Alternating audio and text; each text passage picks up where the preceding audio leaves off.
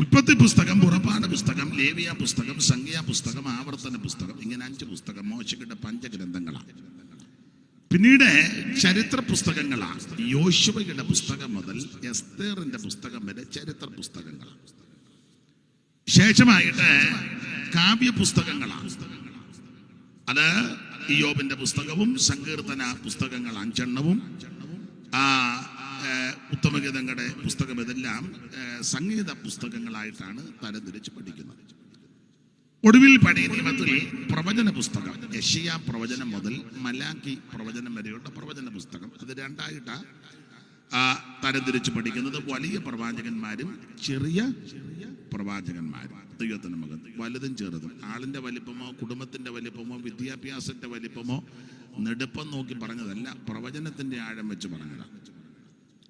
നമ്മൾ വലിയ പ്രവാചകന്മാരും ചെറിയ പ്രവാചകന്മാരെന്നൊക്കെ തരംതിരിച്ച് പഠിക്കുന്നത് വില കൂടിയ വണ്ടിയിൽ വിലയേറിയ ഡ്രസ്സുമൊക്കെ ഇട്ട് വിലപിടിപ്പുള്ള മൊബൈലും ഇടയ്ക്കിടയ്ക്ക് ചാവി എടുത്തൊന്ന് കറങ്ങി കൊണ്ടുവന്ന ഉടനെ ബൈബിളിൻ്റെ പുറത്തോട്ട് മൊബൈലും ഒക്കെ ഒന്ന് എടുത്ത് വെച്ച് ഇട്ടിരിക്കുന്ന ഷൂവിൻ്റെ അല്ലെങ്കിൽ ചപ്പലിൻ്റെ വില, ഡ്രസ് നമ്മൾക്കിതൊക്കെ നോക്കി ചെറുന്നെടുപ്പുണ്ടോ, പിടിപ്പുണ്ടോ, കുടുംബശ്രേഷ്ഠത ഉണ്ടോ, ഇതെല്ലാം നോക്കി വിദ്യാനിപുണത, കുടുംബക്കാർ, അതൊക്കെ വെച്ചാണ് നമ്മൾ ഈ വലുതും ചെറുതും കണക്കാക്കുന്നത്. അപ്പോൾ ചെറിയ പ്രവാചകന്മാരെന്ന് പറഞ്ഞാൽ ചിലർ ധരിച്ചേക്കുന്നത് സൈക്കിളിൽ വരിക, വലിയ സഞ്ചി തൂക്കിക്കൊണ്ട് വരിക, ചപ്പലും ഒന്നും വില കൂടിയതല്ല, ഡ്രസ്സും അത്ര വലിയ ലോകപ്രകാരം മെച്ചപ്പെട്ടതൊന്നുമല്ല, കളറും അത്ര നല്ലതല്ല, വലിയ കുടുംബശ്രേഷ്ഠതയൊന്നും പറയാനില്ല. അപ്പം നമ്മൾ പറയാം അത് ചെറുതും മറ്റേത് വലുതും. സഭയിലുമൊക്കെ അങ്ങനെ ആൾക്കാരങ്ങനെ തരംതിരിച്ച് നമ്മളെല്ലാം കൈകൊട്ടുകയും പ്രാർത്ഥിക്കുകയും മറുഭാഷയൊക്കെ ആണെങ്കിലും ഇതൊക്കെ കയ്യിലിരിപ്പുണ്ട്. ഇവിടെ ഇരിക്കുന്ന എല്ലാവർക്കും ഉണ്ട്. ഇല്ലെന്നൊന്നും എന്നോട് പറയരുത്, എന്നെ ഇങ്ങനെ നോക്കി പേടിപ്പിക്കുകയും ചെയ്യരുത്. ഞാൻ കൃത്യസമയത്ത് കാര്യം പറഞ്ഞു വെച്ച് പോവുകയും ചെയ്യും. അപ്പം ഇവിടെ എല്ലാം ഈ തരംതിരിവുണ്ട്, വേറുകൃത്യമുണ്ട്. എന്നാൽ ദൈവത്തിന് അതില്ല. ഇവിടെ വലിയ പ്രവാചകന്മാരും ചെറിയ പ്രവാചകന്മാർ എന്ന് ഓർപ്പിച്ചത് പ്രവചനത്തിന്റെ ആഴവും അതിൻ്റെ രീതി അനുസരിച്ചാണ്. അപ്പോൾ വലിയ പ്രവാചകന്മാരുടെ നിരയിൽപ്പെട്ട വ്യക്തിയാണ് യെശയ്യാവ്, യിരെമ്യാവ്, യെഹെസ്കേൽ, ദാനിയേൽ. അവര് 3-4 പേര് വലിയ പ്രവാചകന്മാരുടെ ഗണത്തിൽപ്പെട്ടവരാണ്. നാം ഇന്ന് രാത്രി വലിയ പ്രവചന പുസ്തകമാകുന്ന യെശയ്യാ പ്രവചനം 9-ാം അധ്യായത്തിന്റെ 6-ാമത്തെ വാക്യമാണ് ഇന്ന് രാത്രിയിലെ വചനചിന്തയ്ക്ക് അടിസ്ഥാനമായിട്ട് വായിച്ചത്. ദൈവത്തിന് മഹത്വം. യെശയ്യാ പ്രവാചകൻ, അദ്ദേഹം ഒറ്റ വാക്യം പറഞ്ഞ ഒരു രാജകുടുംബത്തിൽപ്പെട്ട ആളായിരുന്നു, റോയൽ ഫാമിലിയിൽപ്പെട്ട ആളാണ്. അദ്ദേഹത്തിന്റെ പിതാക്കന്മാരുടെയൊക്കെ ചരിത്രം പഠിച്ചാൽ ഉസിയാവ്, യോഥാം, ആഗാസ്, ഇതൊക്കെ ഇവര് കുടുംബ ബന്ധങ്ങളുള്ളവരാണ്. ദൈവത്തിന്റെ മഹത്വം. അപ്പോൾ അവരുടെ കാലത്ത് പ്രവചിച്ച ശ്രേഷ്ഠനായ പ്രവാചകനാണ് യെശയ്യാ പ്രവാചകൻ. ദൈവത്തിന്റെ മഹത്വം. യെശയ്യാ പ്രവാചകനെ വേദപണ്ഡിതാക്കൾ കൊടുത്തിരിക്കുന്ന ഒരു പ്രത്യേക പദം നിങ്ങൾക്കറിയാം, സുവിശേഷ പ്രവാചകൻ എന്ന. സുവിശേഷ പ്രവാചകൻ. അതെന്താ ഈ സുവിശേഷ പ്രവാചകൻ എന്ന പേര് കൊടുക്കാൻ കാര്യം? അതിന് കാരണം യേശുക്രിസ്തുവിനെ പറ്റി ഇത്ര കൃത്യമായിട്ട് അടുക്കടുക്കായിട്ട് ഓർഡറായിട്ട് പ്രവചിച്ച വേറൊരു പ്രവാചകനുണ്ടോ എന്ന് സംശയിക്കേണ്ടിയിരിക്കുന്നു. ക്രിസ്തുവേശുവിൻ്റെ തിരുപ്പിറവിയെ പറ്റിയും അവിടുത്തെ തിരുജനനത്തെ പറ്റിയും അവിടുത്തെ ജീവിതത്തെ പറ്റിയും ശുശ്രൂഷയെ പറ്റിയൊക്കെ ധാരാളം പ്രവാചകന്മാർ പ്രത്യക്ഷമായിട്ടും പരോക്ഷമായിട്ടുമൊക്കെ ദൂത് അറിയിച്ചിട്ടുണ്ടെങ്കിലും ഓർഡറായിട്ട് ആമേൻ പറഞ്ഞിരിക്കുന്ന പ്രവാചകനാണ് യെശയ്യാ പ്രവാചകൻ. ക്രിസ്തുവേശുവിൻ്റെ എങ്ങനെ ജനിക്കും, ആ ജനനം ഏത് വിധത്തിലായിരിക്കും, ആമീൻ അവിടുത്തെ വിശേഷത എന്താണ്, ജനിച്ചു കഴിഞ്ഞുള്ള ജീവിതചര്യ, അവിടുത്തെ ഭക്ഷണക്രമം, അവിടുത്തെ ശുശ്രൂഷകളുടെ ആരംഭ കാര്യങ്ങൾ, ക്രമീകരണങ്ങൾ, അവിടുത്തെ യാത്ര എന്ന് വേണ്ട അവിടുത്തെ അത്ഭുത ശുശ്രൂഷകൾ, ഒടുവിൽ അവിടുത്തെ കൂടെ ചെയ്യിപ്പിക്കുന്ന ശുശ്രൂഷകളുടെ വിധങ്ങൾ, അത്ഭുത പ്രവർത്തികൾ, ഒടുവിൽ കഷ്ടാനുഭവങ്ങൾ, പങ്കപ്പാടുകൾ, പീഡകൾ, ക്രൂശ് മരണം, അവിടുത്തെ അടക്കം, അവിടുത്തെ ഉയർപ്പ്, അവിടുത്തെ സ്വർഗാരോഹണം, അവിടുന്ന് സ്വർഗത്തിൽ നിന്ന് തിരിച്ചു വരുന്നത്, അത് കഴിഞ്ഞ് ഇവിടെ 1000 ആണ്ട് വാഴ്ച, ആ നിത്യതയിൽ പ്രവേശിക്കുന്നത്, ഇതെല്ലാം അടുക്കടുക്കായിട്ട് പ്രവചിച്ച പ്രവാചകനാണ് യെശയ്യാവ്. അതുകൊണ്ട് ഇദ്ദേഹത്തിന് കൊടുത്തിരിക്കുന്ന പേര് സുവിശേഷ പ്രവാചകൻ എന്നാണ്. കർത്തൃദാസൻ മുഖവരയായിട്ട് ചില കാര്യം ഓർപ്പിച്ചല്ലോ സുവിശേഷത്തെ പറ്റി. എന്താണ് സുവിശേഷം? എനിക്ക് മൈക്കൊരു സുഖം വരുന്നില്ല, അതെന്താ? എൻ്റെ കുഴപ്പമാണോ? എനിക്ക് പറയാൻ അറിയാമേ.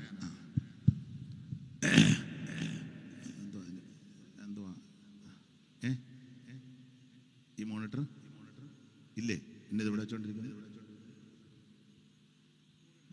ചൂടും. സ്തോത്രം. മാതൂച്ചാന അതെന്തിനാ അവിടെ വെച്ച? ഇരിക്കട്ടെ. ഇപ്പം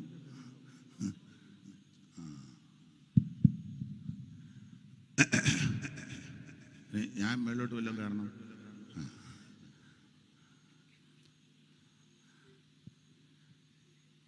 അപ്പൊ ശ്രദ്ധിക്കുക, ഇദ്ദേഹം ഒരു സുവിശേഷ പ്രവാചകനാണ്. എല്ലാ ദിവസവും ഇങ്ങനെ പ്രസംഗവും യാത്രയും ഉറക്കളപ്പും ഒക്കെ ഉള്ളതുകൊണ്ട് തൊണ്ടയ്ക്കും ബുദ്ധിമുട്ടുണ്ട്. പണ്ട് പഴമക്കാർ പറഞ്ഞ പോലെ ആശാരിയുടെ പണിക്കുറ്റവും ഉണ്ട്, തടിയുടെ വളവുമുണ്ട്, രണ്ടുമുണ്ട്.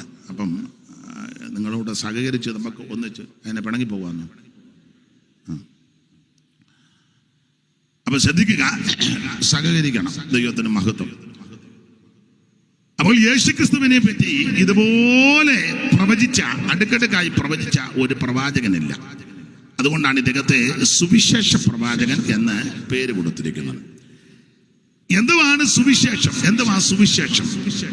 എല്ലാ ഇടങ്ങളിലും പറയുന്ന കാര്യം ഒന്നുകൂടെ ആവർത്തിച്ച് പറയുകയാണ്. ദൈവദാസനിഞ്ഞ് പോലും ഇവിടെ കസേരയുണ്ട്, ഇവിടോട്ട് വാ. എനിക്കൊരു ബലമാണ് ദൈവദാസന്മാർ ഇവിടെ അടുത്തിരിക്കുന്നത്. എന്താണ് സുവിശേഷം? സുവിശേഷം എപ്പോഴും ഞാൻ പറയും, മതം മാറ്റുകല്ല, സഭ മാറ്റുകല്ല, സംഘടന മാറ്റുകല്ല. സുവിശേഷം ഒരു വ്യക്തിയാ. അത് മറ്റാരുമല്ല, നസറയനാകുന്ന യേശു ക്രിസ്തു.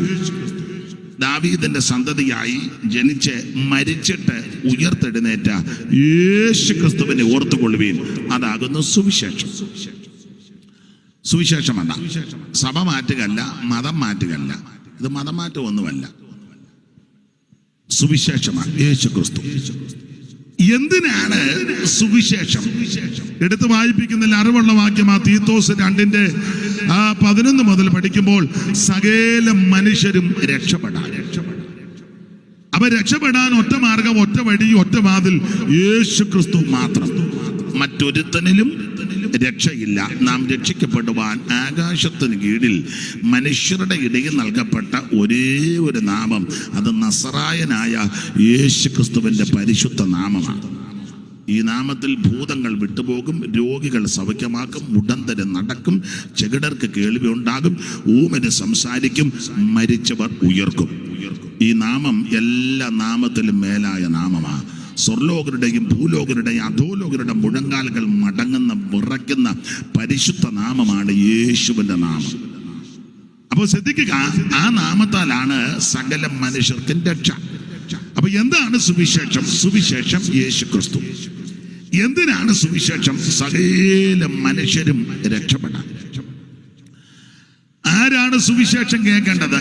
49-ാം സങ്കീർത്തനം പ്രാരംഭ വാക്യത്തിൽ സകല ജാതികളുമായുള്ളവരെ ഇത് കേൾക്കണം. എല്ലാവരും ഇത് കേൾക്കണം. കേൾക്കാൻ കൊള്ളാവുന്നത് ഒന്നേ ഉള്ളൂ, സുവിശേഷമേ ഉള്ളൂ. ബാക്കിയൊന്നും അത്ര കേൾക്കാൻ കൊള്ളുന്ന കാര്യങ്ങളല്ല. അതെല്ലാം കേട്ട് കേട്ട് നമ്മളൊരു പരുവത്തിലിരിക്കുക. കേൾക്കാൻ കൊള്ളാവുന്ന നല്ല വാർത്ത അത് സുവിശേഷമാണ്. ആ വാർത്തയാ ഇന്നും അവിടെ നിന്ന് അനുവദിച്ചാൽ നാളെയും ഇവിടെ മുഴങ്ങി കേൾക്കുന്നത്, യേശുവിനെ പറ്റി. ദൈവത്തിന് മഹത്വം. ഇനി സുവിശേഷം കേട്ടാനുള്ള ഗുണം എന്നാന്ന് ചോദിച്ചാൽ, ലൂക്കോസ് 2:10 വായിക്കുന്നത്, സർവ്വജനത്തിനും സന്തോഷമുണ്ടാകും, മഹാസന്തോഷം. അതാണ് സുവിശേഷം. ആ വാക്യം ഒന്ന് വായിച്ചോ, 2:10, ലൂക്കോസ് 2:10. സർവ്വജനത്തിനും ഉണ്ടാകുവാനുള്ളൊരു മഹാസന്തോഷം ഞാൻ നിങ്ങളോട് സുവിശേഷിക്കുന്നു. സർവ്വജനത്തിനും ഉണ്ടാകുവാനുള്ളൊരു മഹാസന്തോഷം ഞാൻ നിങ്ങളോട് സുവിശേഷിക്കുന്നു. സർവ്വജനത്തിനും ഉണ്ടാകുവാനുള്ള മഹാസന്തോഷമാണ് യേശു ക്രിസ്തു സുവിശേഷം. ഇന്ന് രാത്രി നിരാശയുടെ അടിത്തട്ടിൽ പരാജയത്തിന്റെ പടുകുടിയിൽ ആരെങ്കിലും എന്നെ കേൾക്കുന്നെങ്കിൽ, ഇന്ന് രാത്രി ആ സന്തോഷം തരുവാനുള്ള പ്രധാനപ്പെട്ട മാർഗം, ഒരേയൊരു മാർഗം, അത് യേശുവിനെ രക്ഷിതാവായി സ്വീകരിക്കണം.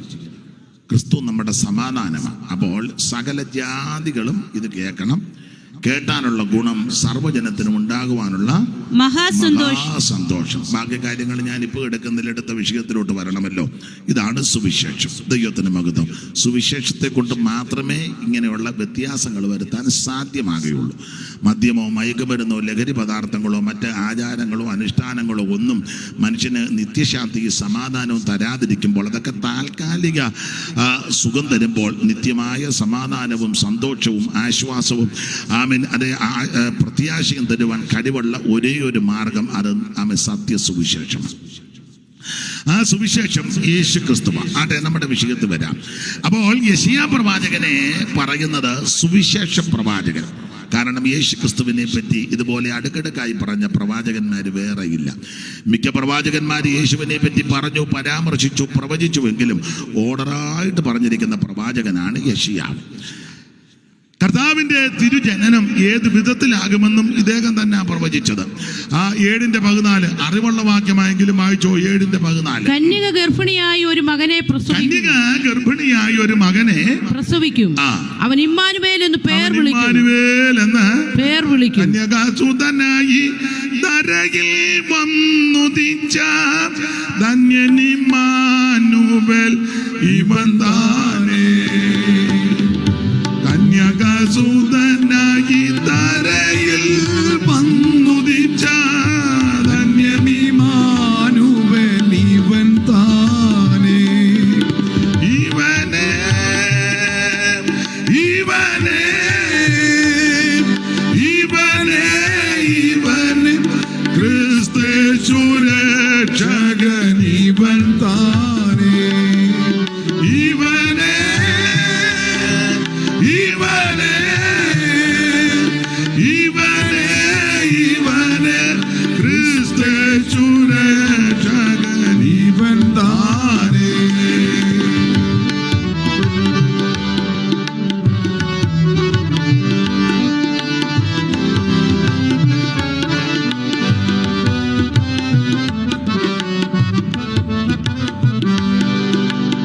നീക്കുമിന്നിവനെ എന്നലറി ശത്രുഗണം ക്രൂശിപ്പാൻ കൊണ്ടു തോന്നും ഇവൻ താനേ.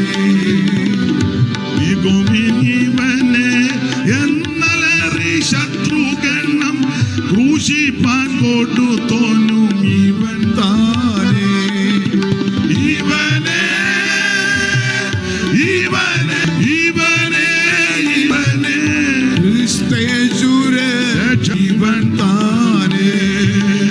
ഇവനെ ഇവനെ ഇവനെ ഇവനെ ക്രിസ്തേശു രക്ഷകൻ ഇവൻ താനേ. കരമുയർത്തി ദൈവത്തിന് മഹത്വം കൊടുക്കാം. അപ്പൊ ശ്രദ്ധിക്കുക, യേശുക്രിസ്തുവിന്റെ തിരുപ്പിറവി ഏത് വിധത്തിലായിരിക്കും അത് കൃത്യമായി പ്രവചിച്ചത് യെശയ്യാ പ്രവാചകൻ. കന്യക ഒന്നുകൂടെ വായിച്ചേ. കന്യക ഗർഭിണിയായ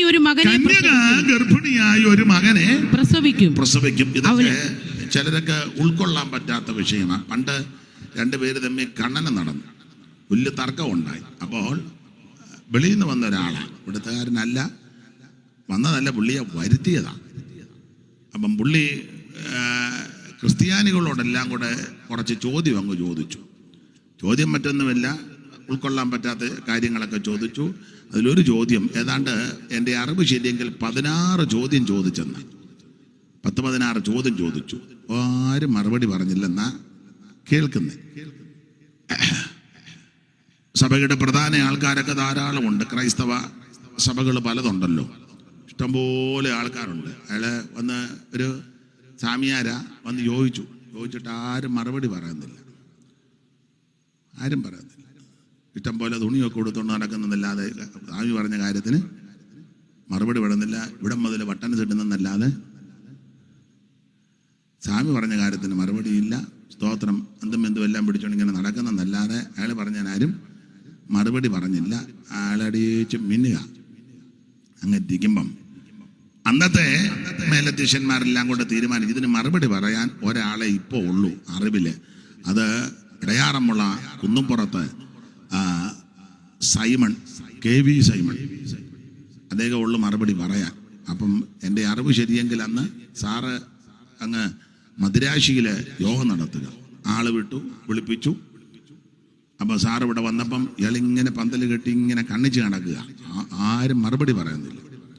ചുരുക്കി പറഞ്ഞാൽ സാറ് ശിഷ്യന്മാരെ വിട്ടു. പുള്ളി എന്നെ പറയുന്നത് കേട്ടേച്ച് വരാൻ പറഞ്ഞു. അപ്പോൾ ശിഷ്യന്മാരവിടെ പോയി കേട്ടു. അപ്പോൾ ഇതൊക്കെ ആ ചോദ്യം, അതിലൊരു ചോദ്യം ഇതാ, കന്യക എങ്ങനെ ഗർഭിണിയാകും? അപ്പോൾ ശിഷ്യന്മാർ വന്ന് ചോദ്യങ്ങൾ ഏതാണ്ട് 16 ചോദ്യങ്ങൾ ഇങ്ങനെ ആ സാറ് എന്ന് പറഞ്ഞത്. പുള്ളി ഒരു മാസത്തേക്കൊന്നും മിണ്ടിയില്ല, അതാണ്, അക്ഷരം പോലും മിണ്ടിയില്ല. അപ്പം അവർ പറഞ്ഞു, ഇത് കണ്ണിക്കാൻ പുള്ളിയെ വിളിച്ചതാ. പുള്ളി ഈ ഒരു മാസം കൊണ്ട് ഏതാണ്ട് ഒരു 10-18 ഗ്രന്ഥങ്ങളങ്ങ് മനപ്പാടമാക്കി പഠിച്ചു. ലൈവ് ഉള്ളത് കൊണ്ടല്ല ഒന്നും പറയാനൊക്കത്തില്ല, അതുകൊണ്ടാണ് ഒന്നും പറയാനോ ഇപ്പോൾ ഒന്നും മിണ്ടാനൊക്കില്ല. ഉടനെ എടുത്തങ്ങ് ഇടുക. ഒരു തൊഴിലും ഇല്ലാതെ പെരയ്ക്കാത്തിരിക്കുന്ന കുറേ എണ്ണമുണ്ട്, ഒരു തൊഴിലുമില്ല, കുന്തമായിട്ട് ഇങ്ങനെ ഇരിക്കുക. ആരേലും അതുകൊണ്ട് പറയുന്നില്ല, വിശദീകരിച്ച് പറയുന്നില്ല. ചുരുക്കി പറഞ്ഞാൽ സാറ് ഒരു മാസം കൊണ്ട് ഇത് പഠിക്കെല്ലാം ഗ്രന്ഥങ്ങൾ കുറേ ഉണ്ട്, അതെല്ലാം പഠിച്ചു. പഠിച്ചതിന് ശേഷം സാറ് പറഞ്ഞ് പുള്ളിയും കൂടെ വിളിക്കും, നമുക്ക് നേർക്ക് നേരെ കണ്ണൻ. അപ്പം അങ്ങനെ കണ്ണനെ നടത്തി ലൈവ് നിർത്തുകയാണെന്ന് ഞാൻ പറയാം. ഇങ്ങനെയുള്ള ഖണ്ഡനങ്ങളെല്ലാം നടത്തി സാർ അത് സ്ഥാപിച്ചു ദൈവത്തിന് മകത്ത്. നമുക്ക് ആ ഭാഗം വിട്ടേക്കാം. ഇപ്പം ഓൺലൈനിലുള്ളവർ ഇയാൾ എന്തുവായി പറഞ്ഞെന്നുള്ളതാണ്, അത് ഒക്കെ ഉണ്ട്. മത്തച്ച അത് പോയിട്ടില്ലല്ലോ, ഇങ്ങനെ പറച്ചാലൊന്നും കാര്യം നടക്കുകയല്ല. ദൈവത്തിന് മകത്വം. അപ്പൊ ശ്രദ്ധിക്കുക, കന്യക ഗർഭിണിയായി ഒരു മകനെ പ്രസവിക്കും. യേശുക്രിസ്തുവിന്റെ തിരുപ്പിറവിയ. അവന് ഇമ്മാനുവേൽ എന്ന ദൈവത്തിന് മകത്വം. കഴിക്കുന്ന ഭക്ഷണം എഴുതിയിട്ടുണ്ട്. അടുത്ത വാക്യം വായിച്ചേ. തിന്മ തള്ളി നന്മ തിരഞ്ഞെടുപ്പാൻ പ്രായമാകും വരെ അവൻ തൈരും തേനും കൊണ്ട് ഉപജീവിക്കും. അതാണ് വിഷയം. അപ്പൊ ശ്രദ്ധിക്കുക. അപ്പൊ അവിടുത്തെ തിരുപ്പിറവി, അവിടുത്തെ ഭക്ഷണക്രമം, ശുശ്രൂഷയുടെ ആരംഭ ഘട്ടങ്ങൾ 9-ാം അധ്യായമൊക്കെ അതാ പറയുന്നത്. 9-ാം അധ്യായത്തിന്റെ 1-ാം വാക്യം വായിച്ച 9-ന്റെ 1. എന്നാൽ കഷ്ടതയിൽ ഇരുന്ന ദേശത്തിന് തിമിരം നിൽക്കയില്ല. പണ്ടവൻ സെബൂലൂൻ ദേശത്തിനും നഫ്താലി ദേശത്തിനും ഹീനത വരുത്തിയെങ്കിലും പിന്നത്തേതിൽ അവൻ കടൽ വഴിയായി യോർദാൻ അക്കരെയുള്ള യേശുക്രിസ്തുവിന്റെ ആദ്യത്തെ ശുശ്രൂഷ ഗലീലയുടെ പ്രാന്തപ്രദേശങ്ങളിൽ. മത്തായി സുവിശേഷം 4-ാം അധ്യായത്തിന്റെ 12 മുതലൊക്കെ ചേർത്ത് താഴോട്ട് പഠിക്കുമ്പോൾ കാര്യങ്ങളൊക്കെ നമുക്ക് മനസ്സിലാകുന്നുണ്ട്. അപ്പൊ യേശുക്രിസ്തുവിന്റെ ജീവിത രീതികള്, ശുശ്രൂഷകളുടെ ആരംഭ ദിശകൾ, എന്തിനേറെ അവിടുത്തെ അത്ഭുത ശുശ്രൂഷകൾ, ഒടുവിൽ കഷ്ടാനുഭവങ്ങൾ, പങ്കപ്പാടുകൾ, പീഡകൾ, തിരുമരണം, അടക്കം, ഉയർപ്പ്, ഇതെല്ലാം പ്രവചിച്ച പ്രവാചകനാണ് യെശയ്യാവ്. യെശയ്യാവ് പ്രവാചകനാണ്, മാത്രമല്ല അദ്ദേഹത്തിന്റെ ഭാര്യയും പ്രവാചകയാണെന്നാണ്. അതൊരു വലിയ അനുഗ്രഹമാണ്. ഭാര്യയും ഭർത്താവും പ്രവചിക്കുന്നത്. ചിലടത്ത് ഭാര്യ തന്നെ പ്രവചിച്ചങ്ങ് പോവുക, ഭർത്താവ് നാട്ടിൽ കിടക്കുക. ഒരാളോട് ചെന്ന് അവിടെ ഉണ്ടെന്ന് പറഞ്ഞു. അമ്മാമ്മ ഇവിടെ വന്നിട്ട് ഞാൻ 3-4 മാസമായി ഇങ്ങനെ പ്രവചിച്ച് നടക്കുക. അപ്പോൾ ഞാൻ ചോദിച്ചു, പുള്ളി കഴിക്കുന്നത് ഞാൻ അച്ചാറിട്ട് വെച്ചിട്ടുണ്ടെന്ന്. 3 കുപ്പി ഹോർലിക്സ് കുപ്പിക്കകത്ത് അച്ചാറ്. അവൻ അച്ചാറ് കൂട്ടി ഊപ്പാട് വരിക. മാമ ശുശ്രൂഷയൊക്കെ ചെയ്ത് പ്രവചിച്ച്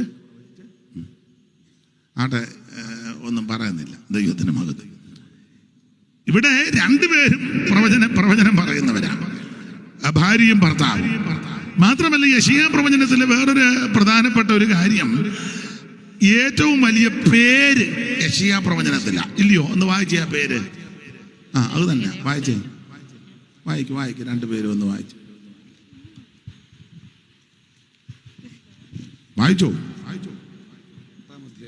ഞാൻ പ്രവാചകരുടെ അത് തന്നെ 3-ാം വാക്യമല്ലേ? ഞാൻ പ്രവാചകരുടെ അടുക്കൽ ചെന്നു, ഗർഭം ധരിച്ച ഒരു മകനെ പ്രസവിച്ചു. യഹോവ എന്നോട് അവന് മഹേർ ശാലൽ ഹാസ്ബസ് എന്ന് പേർ വിളിക്കും. അതാണ് ഏറ്റവും വലിയ പേര്, വലിയ പേരാ. ഇതൊക്കെ പറഞ്ഞു വരണമെങ്കിൽ നേരം വിളിക്കും. പണ്ട് സ്കൂളിൽ പഠിച്ച ഒരു പേര് എൻ്റെ ഓർമ്മയിലുണ്ട്. എനിക്കൊന്ന് മലയാളം സെക്കൻഡിലാന്ന് തോന്നുന്നു. പുസ്തകത്തിൻ്റെ പേര് ധർമ്മരാജ. അപ്പം അതിനകത്തൊരു പേരുണ്ട്. ഇപ്പോഴും എൻ്റെ കാരണം പേര് പറയാനായിട്ട് ഞാൻ ബന്ധപ്പെട്ടതാ, പിന്നെ ഇത് പഠിച്ചു. അതിനകത്ത് അലികസൻ കുഞ്ഞ് പോക്ക് മൂസ മരക്കായർ നൂഹ് കണ്ണ് ഒരാളുടെ പേരാണ്. പഠിച്ചല്ലേ? അലികസൻ കുഞ്ഞ് പോക്ക് മൂസ മരക്കായർ നൂഹ് കണ്ണ് ഒരാളുടെ പേരാ എന്ന് പറഞ്ഞതുപോലെ ഏറ്റവും വലിയ പേരാണ് യെശയ്യാ പ്രവചനത്തിൽ 8-ാം അധ്യായത്തിൽ. അത് ഈ പ്രവചന പുസ്തകത്തിന് ധാരാളം വിശേഷതകളുണ്ട്. ആ ഭാഗത്തേക്ക് പോകുന്നില്ല. നമ്മൾ വായിച്ച വാക്യത്തിന്റെ അടിസ്ഥാനത്തിൽ ഇന്ന് രാത്രി ചില കാര്യം ചിന്തിക്കാം. ഒന്നുകൂടെ വാക്യം വായിക്കാം. 9:6. നമുക്ക് ഒരു ശിശു ജനിച്ചിരിക്കുന്നു, നമുക്ക് ഒരു ശിശു ജനിച്ചിരിക്കുന്നു, നമുക്കൊരു മകൻ നൽകപ്പെട്ടിരിക്കുന്നു, നമുക്ക് ഒരു മകൻ നൽകപ്പെട്ടിരിക്കുന്നു, ആധിപത്യം അവന്റെ തോളിലിരിക്കും, ആധിപത്യം അവന്റെ തോളിലിരിക്കും. വേദപുസ്തകം പഠിപ്പിക്കുന്ന വായിക്കുന്നവർക്കറിയാം ഇതാരെ പറ്റിയാ പറഞ്ഞിരിക്കുന്നത്. ഒറ്റ വാക്യം പറയാ, ലോകരക്ഷകനാകുന്ന യേശു ക്രിസ്തുവിനെ പറ്റിയാ ഈ പ്രവചനം. നമുക്ക് ഒരു ശിശു ജനിച്ചിരിക്കുന്നു, നമുക്കൊരു മകൻ നൽകപ്പെട്ടിരിക്കുന്നു, ആധിപത്യം അവന്റെ തോളിലിരിക്കും, അവിടുന്ന് അത്ഭുത മന്ത്രി. ഇന്ന് രാത്രി ഞാൻ പ്രസംഗിക്കുന്ന, നിങ്ങൾ കേൾക്കുന്ന, നമ്മൾ വിശ്വസിക്കുന്ന, അംഗീകരിക്കുന്ന, ആരാധിക്കുന്ന, അനുഗമിക്കുന്ന നമ്മുടെ കർത്താവാകുന്ന യേശു ക്രിസ്തു അത്ഭുത മന്ത്രിയാണ്. അത്ഭുത മന്ത്രി എന്ന് പറഞ്ഞൊരു മന്ത്രി ഇന്ന് വരെ ലോകത്തിൽ ഉണ്ടായിട്ടില്ല. ഇവിടുത്തെ മന്ത്രിമാര് മിക്കതും പേടിച്ചാണ് നടക്കുന്നത്. മുമ്പിലാള്, പുറകിലാള്, നമുക്ക് അങ്ങോട്ടും ചെല്ലാനും ഒക്കെയല്ല. അവർ വരുന്നതിന് മുന്നേ അവിടെ മുഴുവൻ പരിശോധനയാണ്. ഇല്ലയോ? അത്ഭുത മന്ത്രിയല്ല. യേശു വരുന്ന സമയത്ത് ആരും പരിശോധിക്കുന്നില്ല, ആളങ്ങ് തെള്ളുക.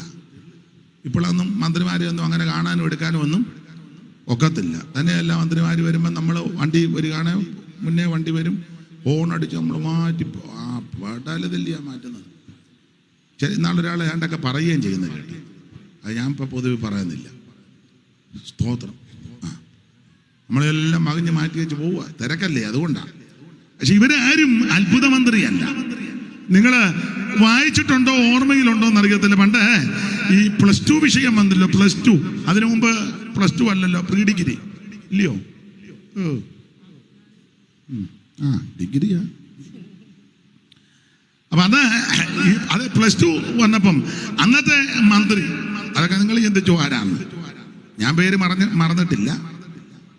അപ്പോൾ വലിയ പ്രശ്നമായി, പ്രകടനമായി, പ്രതിഷേധമായി, വിക്കറ്റിംഗ് ആയി, ബഹളമായി, കല്ലേറായി. അപ്പോൾ ആ മന്ത്രിക്ക് പെട്ടെന്ന് നെഞ്ചിനകത്ത് വേദന. പുള്ളിയെ അപ്പോളായിൽ അഡ്മിറ്റ് ചെയ്തു. അപ്പൊ അദ്ദേഹം അത്ഭുത മന്ത്രിയല്ല, സാധാ ഒരു മന്ത്രിയാണ്.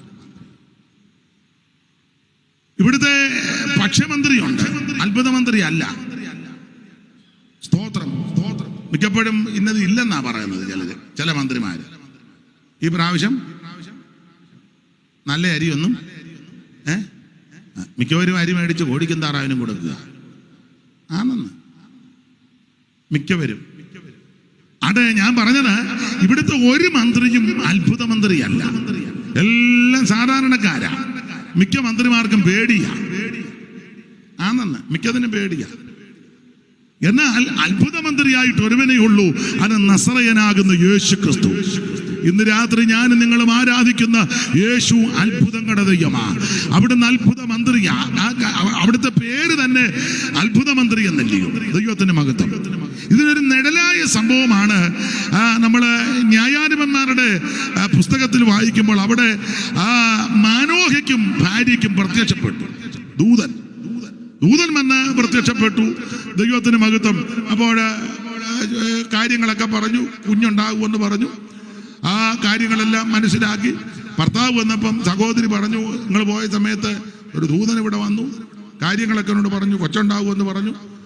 പിന്നെ നീ ദൂതന് വല്ലതും കൊടുത്തോ? ഒന്നും കൊടുത്തൊന്നുമില്ല, പുള്ളി പറഞ്ഞങ്ങ് പോയി. അപ്പൊ കാര്യങ്ങളെല്ലാം പറഞ്ഞു ചോദിച്ചു, പുള്ളിയുടെ പേരെന്നാണ്? ആ പേര് ഞാൻ ചോദിച്ചില്ല.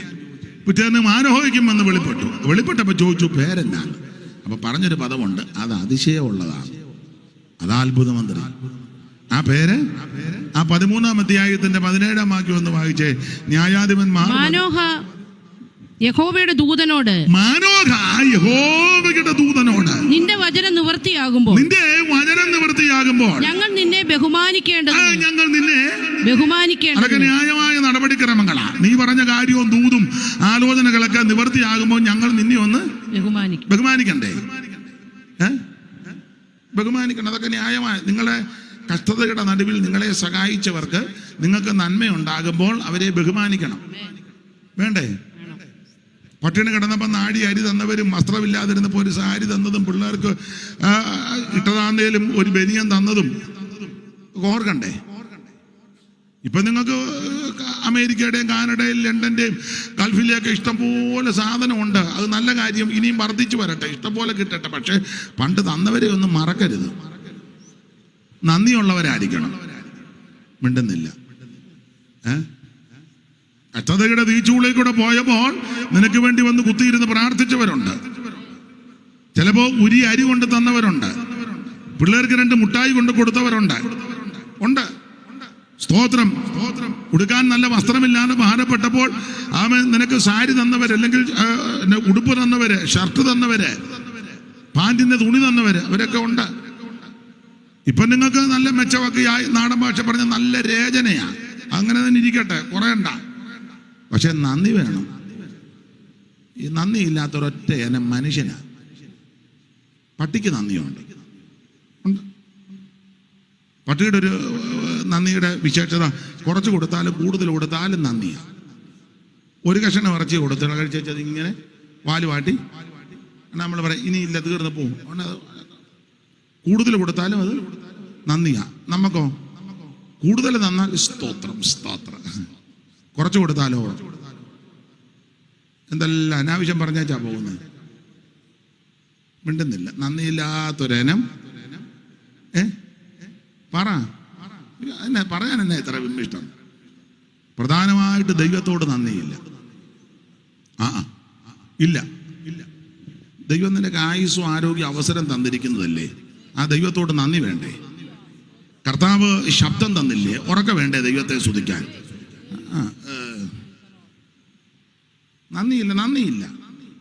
നന്ദിയില്ല. ആഹാരം മാറിക്കഴിക്കാൻ ദൈവം കൈക്ക് ആരോഗ്യവും ബലവും തരുന്നില്ല. അപ്പം ദൈവത്തിന് കൈയടിച്ച് ദൈവത്തെ മഹത്വപ്പെടുത്തണ്ടേ? എത്ര എണ്ണം ഒരു പിടി ആഹാരം മാറി കഴിക്കാൻ നിർവാഹമില്ലാതെ കിടക്കയിൽ അഭയം പ്രാപിച്ച് തളർന്ന് കിടക്കുമ്പോൾ നിങ്ങൾക്ക് മുൻപിൽ കൊണ്ടുവന്ന് വെക്കുന്ന ആഹാരം ഇഷ്ടാനിഷ്ടം എടുത്ത് കഴിക്കാനും ആ എല്ലാം കടിച്ചു വെച്ചൊരു കുടച്ചിലും എടുത്തൊരു ഏറും മിണ്ടുന്നില്ല. ദൈവത്തോടൊന്നും വേണ്ട, നന്ദി വേണം. അനേകര് പല്ലില്ലാത്തവർ കിടന്ന് വിഷമിക്കുക, എന്നാലും പല്ലൊക്കെ ദൈവം തന്നില്ല. പിന്നെ കാശുള്ളവർ വെപ്പുപല്ല് വെച്ചിട്ടുണ്ട്. ചിലർ സ്വർണ്ണപ്പല്ല് ഇടയ്ക്കിടയ്ക്ക് അങ്ങ് ചിരിക്കുക. ഒരുത്തൻ ഇങ്ങനെ ആയിരിക്കുന്നത്, കാരണം ഇവിടെ ആ പല്ലിരിക്കുന്നത്. നമ്മളിങ്ങനെ ആയിരിക്കുന്നത്, അവനങ്ങ് ഇങ്ങനെ ഇരിക്കുന്നത്, കാരണം ഇവിടെ ഒരെണ്ണം ഇരിപ്പുണ്ട് സ്വർണ്ണപ്പല്ല്. ദൈവത്തോട് നന്ദി വേണമെന്ന്. സ്തോത്രം. നമ്മളെ ഒരു പാട്ട് പാടും, നന്ദി കെട്ടായി നരക അഗ്നിയിൽ നിന്നും നേടാൻ. നന്ദി കെട്ടായി നരക അഗ്നിയിൽ നിന്നും നേടാൻ. മന്നവാതിരു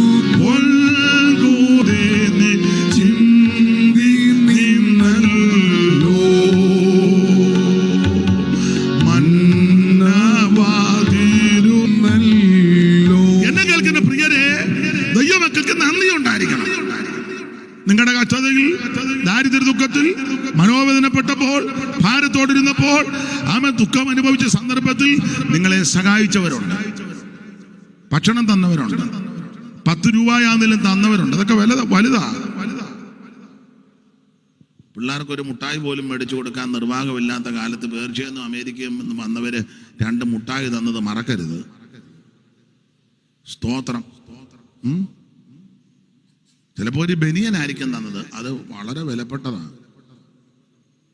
ആണെന്ന് അവരെന്ത് കഷ്ടപ്പെട്ട അത് ചുമ്മിക്കെട്ടി ഇവിടെ കൊണ്ടുവന്ന് അവിടെ കിടക്കുന്ന കടയിൽ ചെന്ന് മേടിച്ചു. അത് അവരുടെ വീട്ടിൽ കൊണ്ടുവന്ന് പാക്ക് ചെയ്ത് ക്രമക്കൊണ്ടുവന്ന് ഈ വിമാനത്തെ കയറ്റി നാട്ടിൽ കൊണ്ടുവന്ന് ആ എയർപോർട്ടിനകത്തൂടെ അതെല്ലാം വലിച്ചു കൊടുത്ത് തള്ളിക്കൊണ്ടുമെല്ലാം വന്ന് വീട്ടിൽ കൊണ്ടുവന്ന് പിന്നെ അത് വെട്ടി തുറന്ന് ഓരോരുത്തർക്ക് ഭാഗം വെച്ച് അതിൻ്റെ ചിലപ്പോൾ 2 മുട്ടായി ഒരു സോപ്പ് വാരിക്കും. സന്തോഷത്തോടെ മേടിക്കണം. നമ്മൾ ചോദിക്കല്ലേ എന്തോ തന്ന എൻ്റെ സോപ്പ് ആർക്ക് വേണം? എൻ്റെ അലമാരിക്കകത്ത് മുഴുവൻ സോപ്പ് ഇരിക്കുക. പിന്നെ നീ എന്നാ സോപ്പ് കാണാൻ തുടങ്ങിയത്? ബാറ സോപ്പ് ഇട്ട് കുളിച്ച് നിന്റെ ഊപ്പാട് വന്നതാ. 501 പണ്ട് 501 അല്ലേ മേ? അമ്മ ലണ്ടനിൽ നിന്ന് വന്ന രീതിയിലായിരിക്കുന്നത്. 501 ഞങ്ങൾ 501 ഞാൻ 1001 ഇട്ടാ കുളിച്ചത്. ഇരിപ്പ് കണ്ടിട്ട് അഹങ്കാരത്തോട് കുറവും. ഇരിപ്പ് കണ്ട 1501 ഇട്ട് കുളിച്ചത് പോലെ 501 കണ്ടിട്ടില്ലേ ഉള്ള. ഇപ്പോഴല്ലയോ പെർഫ്യൂമൊക്കെ. നേരത്തെ കുട്ടിക്കൂറ പൗഡർ പുട്ടുകുറ്റി പോലെ അത് കുടഞ്ഞു വെച്ച് മുഴുവൻ അങ്ങ് നോക്കുക. ഞാൻ തമാശ പറഞ്ഞതല്ല, മറക്കരുത്. നന്ദിയുള്ളവരായിരിക്കണം. ആദ്യം ദൈവത്തോട് നന്ദി, പിന്നെ മനുഷ്യനോട് നന്ദി. സ്തോത്രം സ്തോത്രം സ്തോത്രം സ്തോത്രം സ്തോത്രം. ഒരു നേരം ഭക്ഷണം ആരെങ്കിലും തന്നിട്ടുണ്ടെങ്കിൽ, ഒന്ന് തല ചായ്ക്കാൻ ഇടം തന്നിട്ടുണ്ടെങ്കിൽ, 10 രൂപ തന്നിട്ടുണ്ടെങ്കിൽ സ്തോത്രം. ചിലക്കത് തരാൻ മാർഗമില്ലാത്തവർ വന്നിരുന്ന് പ്രാർത്ഥിച്ചു കാണും. അവർക്ക് ഭൗതികം തരാനില്ല, പക്ഷെ നിന്റെ കഷ്ടതയുടെ നടുവിൽ നിന്നോട് ചേർന്ന് വന്നിരുന്ന് പ്രാർത്ഥിച്ചവർ കാണും. അവരോടൊക്കെ നന്ദി ഉണ്ടായിരിക്കണം. സ്തോത്രം സ്തോത്രം. ഞങ്ങളുടെ വല്യമ്മച്ചി എപ്പോഴും പറയുന്നൊരു ഭാഷയുണ്ട്, എടാ തല മറന്ന് എണ്ണ തേക്കരുത്. തല മറന്ന് എണ്ണ തേക്കരുത്. എല്ലാവരുടെയും കാര്യമല്ലെങ്കിലും എന്നോടൊരിക്കലും ഒരാൾ പറഞ്ഞതാ. പേരൊന്നും പറയുന്നില്ല. എന്തിനാ വെറുതെ? അവരും കാണും ചിലപ്പോൾ ഇതിനകത്ത്. പേര് പറയണമെന്നോ? പിന്നെ എന്താ അത്യാവശ്യമാണെന്ന് അറിഞ്ഞില്ലേ? കാര്യം അറിഞ്ഞാൽ മതി.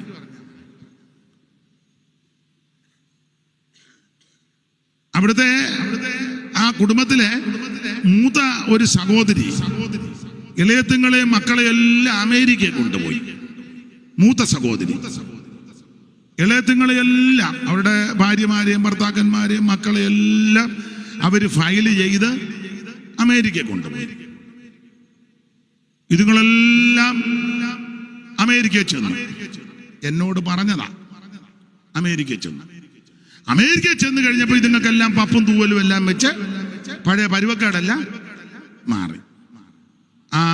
ആദ്യം കൊണ്ടുപോയ ആ സഹോദരി പ്രായമായി ക്ഷീണിതയായിട്ട് ഇവരോ ഈ ഒരെണ്ണം വിളിച്ചു ചോദിക്കുകയല്ല. അതിൽ 1-2 പേര് ഇടയ്ക്കിടയ്ക്കൊന്ന് വിളിക്കും, എന്തോ ഉണ്ട്. ഒരിക്കൽ ആ സഹോദരിക്കും ഭർത്താവും കൊണ്ടുപോയ സഹോദരങ്ങളിൽ ഒരു വീട്ടിൽ ചെന്നപ്പോൾ അവരുടെ മകന് അവിടെ ഉണ്ട്. എന്നോട് പറഞ്ഞതാ. അപ്പോൾ 1.5 മണിക്കൂർ ഇരുന്നു അവനെ ഒന്ന് കാണാൻ. അവൻ ഇറങ്ങി വന്നില്ല.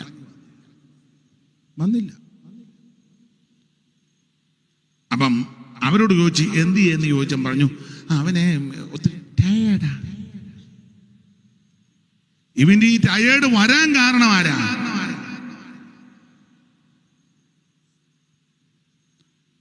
അപ്പൊ അവരെന്നോട് പറഞ്ഞത് ഞങ്ങൾക്കൊന്നും വേണ്ട, അവന്റെ കുഞ്ഞിലെ കണ്ടതല്ലേ. പിന്നെ വന്നപ്പോ ഒന്ന് കണ്ടു, കെനഡി എയർപോർട്ടിൽ വന്നിറങ്ങിയപ്പോ ഒന്ന് കണ്ടു. പിന്നെ വീട്ടിൽ വന്ന് കുറെ നാൾ താമസിച്ചു, അങ്ങനെ കണ്ടത്. പിന്നെ കണ്ടില്ല. ഇപ്പൊ അവന് നല്ല ജോലിയും മെച്ചമൊക്കെ ആയി, ഇവർക്ക് പ്രായവുമായി. അവർ പറഞ്ഞൊന്ന് കണ്ടാ മതിയായിരുന്നു. കണ്ടില്ല, ഇറങ്ങിയും വന്നില്ല. ഇവര് കണ്ടില്ല. അവര് 1-2 മണിക്കൂർ നിന്നിട്ട് വളരെ ഭാരത്തോടെ തിരിച്ചു പോന്നു. എന്നോട് പറഞ്ഞതാ. ഇതാ മനുഷ്യന്റെ പ്രകൃതി, നന്ദിയില്ല. വേറൊരു വാത്സല്യ മാതാവ് എന്നോട് പറഞ്ഞു, ഞാൻ ഒത്തിരി കഷ്ടപ്പെട്ട ഇതുങ്ങളെയെല്ലാം ഇവിടെ കൊണ്ടുവന്നെന്ന്. എന്നോടൊരു മാതാവ് പറഞ്ഞതാ, ഒത്തിരി കഷ്ടപ്പെട്ട് ഇവിടെ കൊണ്ടുവന്നത്. അവരുടെ കഷ്ടപ്പാടൊക്കെ പറഞ്ഞത് ഞാൻ വിവരിക്കുന്നില്ല. മക്കളും കൊച്ചുമക്കളും എല്ലാം ഇപ്പൊ അമേരിക്കയിൽ ചെന്നു. ആ തള്ളേനെ ഇപ്പൊ ഇഷ്ടമല്ല.